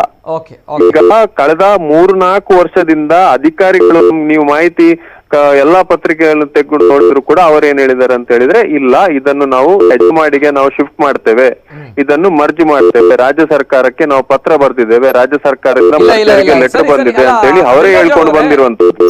ದಿಲ್ರಾಜ್ ಅವರೇ, ಜನಸಾಮಾನ್ಯರು ಹೇಳಿದಲ್ಲ. ಹೌದೌದು, ಇಲ್ಲ ನಮ್ಗೆ ಗೊತ್ತಿದೆ, ಜನಪ್ರತಿನಿಧಿಗಳು ಹೇಳಿರುವಂತಹ ವಿಚಾರ ಕೂಡ ಹೌದು. ಯಾಕಂದ್ರೆ ಇದು ಅನಧಿಕೃತವಾಗಿರುವಂತಹ ಟೋಲ್, ಇದನ್ನ ನಾವು ಮರ್ಜ್ ಮಾಡ್ತೀವಿ ಅನ್ನುವಂಥ ಯಜಮಾನಿ ಜೊತೆಗೆ ಇದನ್ನ ನಾವು ಹೊಡೆದಾಕ್ತಿವಿ, ಮರ್ಜ್ ನಾಟ್ ಓನ್ಲಿ ಮರ್ಜ್ ಹೊಡೆದಾಕ್ತಿವಿ, ಎಸ್, ಇಂತಹ ಒಂದು ವಿಚಾರಗಳು ಬಂದಾಗ, ಏನು ಜನಪ್ರತಿನಿಧಿಗಳೇ ಹೇಳಿದಾಗ ಈ ಒಂದು ಟೋಲ್ ಅನ್ನ ಹೊಡೆದಾಕ್ತಿವಿ ಅಂತ ಬಂದಾಗ ಇಟ್ಸ್ ಡೈರೆಕ್ಟ್ಲಿ ಕ್ಲಿಯರ್ ಇದು ಅನಧಿಕೃತವಾಗಿರುವಂತಹ ಟೋಲ್ ಅನ್ನೋದು. ಅಂದ್ರೆ ಈ ಹಿಂದೆ ಈ ಒಂದು ಕಾರ್ಯಕ್ರಮದಲ್ಲಿ ಸುನಿಲ್ ಬಜ್ಲಕೆರೆ ಅವರು ಕರೆ ಮಾಡಿದ್ರು. ಅವರು ಹೇಳುವಂತಹ ಪ್ರಕಾರ ಅವರುಗಳಿಗೆ ಮಾಹಿತಿ ಕೊಟ್ಟಿದೆ ಅಂತ ರಾಷ್ಟ್ರೀಯ ಹೆದ್ದಾರಿ ಪ್ರಾಧಿಕಾರ ಹೇಳುತ್ತೆ ಇದು ಅಧಿಕೃತವಾಗಿರುವಂತಹ ಟೋಲ್. ಹಾಗಾಗಿ ನಾವು ದಿಲ್ರಾಜ್ ಆಳ್ವ ಅವರ ಮಾಹಿತಿಯನ್ನು ಕೂಡ ನಾನು ಕಲೆಕ್ಟ್ ಮಾಡಿದ್ದೆ. ದಿಲ್ರಾಜ್ ಅವರು ಇದು ಅನಧಿಕೃತ ಅಂತ ಹೇಳ್ತಾರೆ, ಜೊತೆಗೆ ಆಸಿಫ್ ಅವರ ಅನಧಿಕೃತ ಟೋಲ್ ಅನ್ನೋ ವಿಚಾರಗಳಲ್ಲಿ ಹೋರಾಟವನ್ನ ಮಾಡ್ತಾ ಇದ್ದಾರೆ. ಈಗ ಹೈವೇ ಅಥಾರಿಟಿ ಅವರು ಅನಧಿಕೃತ ಅಂತ ಹೇಳಿ ಒಪ್ಲಿಕ್ಕೆ ತಯಾರಿಲ್ಲ. ಯಾಕಂತ ಹೇಳಿದ್ರೆ ಇದೇನಂತ ಹೇಳಿದ್ರೆ ಈ ಚಿನ್ನ ಇಡುವಂತ ಕೋಳಿ, ಚಿನ್ನದ ಮೊಟ್ಟೆ ಇಡುವಂತ ಕೋಳಿದು ಅವ್ರು ಯಾಕೆ ಅಧಿಕೃತ ಅಂತ ಹೇಳಲಿಕ್ಕೆ ಅವರು ಸಿದ್ಧ ಇಲ್ಲ. ಯಾಕಂತ ಹೇಳಿದ್ರೆ ಅಲ್ಲಿ ಟ್ಯಾಂಕರ್ ಅಥವಾ ಹೆವಿ ವೆಹಿಕಲ್ಸ್ ಗಳು ಅಷ್ಟು ಟೋಲ್ ಕೊಟ್ಟು ಅವ್ರು ಹೋಗುವಾಗ ಅವ್ರ ಇನ್ಕಮ್ ಬರ್ತಾ ಇದೆ ಅವರಿಗೆ. ಸೊ ಇದನ್ನ ಅವರಿಗೆ ನಿಲ್ಲಿಸ್ಲಿಕ್ಕೆ ಅವ್ರು ತಯಾರಿಲ್ಲ. ಇವತ್ತು ಈಗ ಮುಂದೆ ಇದಕ್ಕಿಂತ ಮುಂಚೆ ಅವರು ಸ್ಟೇಟ್ಮೆಂಟ್ ಮಾಡಿದವರು ಇವತ್ತು ಅವರೇ ಸ್ಪಷ್ಟೀಕರಣ ಕೊಡ್ಬೇಕು. ಈಗ ಜನಸಮಸ್ಯೆ ಕೇಳುದಲ್ಲ, ಅವರೇ ಸ್ಪಷ್ಟೀಕರಣ ಕೊಡ್ಲಿ. ಅದು ಯಾಕೆ ಅವ್ರು ಮೊದ್ಲು ಹೇಳಿದ್ರು, ಅದನ್ನ ಯಾಕೆ ಮರ್ಜ್ ಮಾಡ್ತಾರಂತ ಹೇಳಿದ್ರು, ಯಾಕೆ ಅದನ್ನ ಹೊಡೆದಾಕ್ತಾರಂತ ಹೇಳಿದ್ರು, ಇದನ್ನೆಲ್ಲ ಅವರೇ ಹೇಳ್ಬೇಕಲ್ವಾ ನಿತಿನ್ ಅವರೇ? ಎಸ್ ನಿಜ. ಜೊತೆಗೆ ದಿಲ್ರಾಜ್ ಅವರೇ, ತಾವು ಕೇಳಿದಾಗ ಏನು ಈ ರಸ್ತೆಯ ಕಾಮಗಾರಿ ವೆಚ್ಚವೆಷ್ಟು, ಜೊತೆಗೆ ಟೋಲ್ ಸುಂಕವೆಷ್ಟು ತಾವು ಕೇಳಿದಾಗ ತಮ್ಗಳಿಗೆ ಮಾಹಿತಿ ಸಿಗ್ಲಿಲ್ಲ ಅನ್ನೋ ಮಾಹಿತಿ ನನ್ಗೆ ಸಿಕ್ಕಿದೆ. ಇವತ್ತು ನಾನು ಅವ್ರ ಹತ್ರ ಏನ್ ಕೇಳಿದೆ, ಬಂಟ್ವಾಳದಿಂದ ಸುರತ್ಕಲ್ಗೆ ನಿಮ್ಗೆ ನಿಮ್ಗೆ ಈ ರೋಡ್ ಕನ್ಸ್ಟ್ರಕ್ಷನ್ ನಿಮ್ಗೆ ನೀವು ಎಷ್ಟು ಖರ್ಚು ಮಾಡಿದ್ದೀರಿ, ಈಗ ನೀವು ಇಷ್ಟು ವರ್ಷ ನೀವು ಟೋಲ್ ಹಾಕಿದಿರಿ, ಅದರ ಕಲೆಕ್ಷನ್ ಎಷ್ಟಾಗಿದೆ, ಅದು ಮಾಹಿತಿ ಅವ್ರು ಕೊಡ್ಬೇಕಲ್ವಾ? ಇನ್ನು ಕೊಡ್ಲಿಲ್ಲ ಅವರು. ನಿಜ. ಆದ್ರೆ ಸುನಿಲ್ ಬಜ್ಲಕೆರೆ ಅವರು ಹೇಳುವ ಪ್ರಕಾರ 363 ಕೋಟಿ ಒಟ್ಟು ಟೆಂಡರ್ ಆಗಿರುವಂತದ್ದು ಈ ಒಂದು ಟೋಲ್ಗೆ, ಜೊತೆಗೆ 163 ಕೋಟಿ ಇದುವರೆಗೆ ಕಲೆಕ್ಟ್ ಆಗಿರುವಂತಹ ವಿಚಾರ ಅನ್ನೋದು ಅವ್ರು ಹೇಳ್ತಾ ಇದ್ದಾರೆ. ಜೊತೆಗೆ ತಾವು ಹೇಳಿದ ಪರ್ ಡೇ ಎಷ್ಟು ಕಲೆಕ್ಟ್ ಆಗುತ್ತೆ ತಮ್ಗೆ ಗೊತ್ತಿಲ್ಲ. ಆದ್ರೆ ಸುನಿಲ್ ಬಜ್ಲಕೆರೆ ಅವರಿಗೆ ಮಾಹಿತಿ ಸಿಕ್ಕಿದೆಯಂತೆ ಪರ್ ಡೇ 16 lakhs 16 ಲಕ್ಷ 10 ಸಾವಿರ ಕಲೆಕ್ಟ್ ಆಗುತ್ತೆ ಅನ್ನುವಂಥದ್ದು. ಈಗ ನಿತಿನ್ ಅವರೇ, ಮಾಹಿತಿ ಈಗ ನಾವು ಒಂದು ಜನಸಾಮಾನ್ಯರು ಇನ್ಕಮ್ ಟ್ಯಾಕ್ಸ್ ಅಂತ ಹೇಳಿ ಫೈಲ್ ಮಾಡ್ತಾರೆ. ನಾನು ಹೇಳ್ಬೋದು ನಂಗೆ ಎಷ್ಟು ಇನ್ಕಮ್ ಉಂಟಂತ ಹೇಳಿ, ಬಟ್ ಅಧಿಕೃತ ಅಂತ ಆಗುದು ಯಾವಾಗ ಅಂತ ಹೇಳಿದ್ರೆ ನೀವು ಬ್ಯಾಲೆನ್ಸ್ ಶೀಟ್ ಅಲ್ಲಿ ಎಷ್ಟು ನೀವು ಅದನ್ನ ತೋರಿಸಿದಿರಿ ಅಂತ ಹೇಳಿ ವಿಷಯ ಇರುದು. ಪ್ರಾಧಿಕಾರ ಬಾಯಲ್ಲಿ ಮತ್ತೆ ಯಾರೋ ಒಂದು ಇನ್ಫಾರ್ಮೇಶನ್ ಇಟ್ಕೊಂಡು ನಾವು ಮಾತಾಡೋದಲ್ಲ, ಅವರು ರೈಟಿಂಗ್ ಅಲ್ಲಿ ಕೊಡ್ಬೇಕಲ್ವಾ?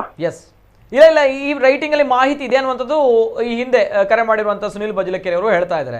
That's why I am asking with you sir. ಯಾಕಂದ್ರೆ ತಮ್ಮ ಒಂದು ಮಾಹಿತಿಗಳನ್ನು ನಾನು ಕಲೆ ಹಾಕಿದ್ದೇನೆ, ನೋಡಿದ್ದೇನೆ.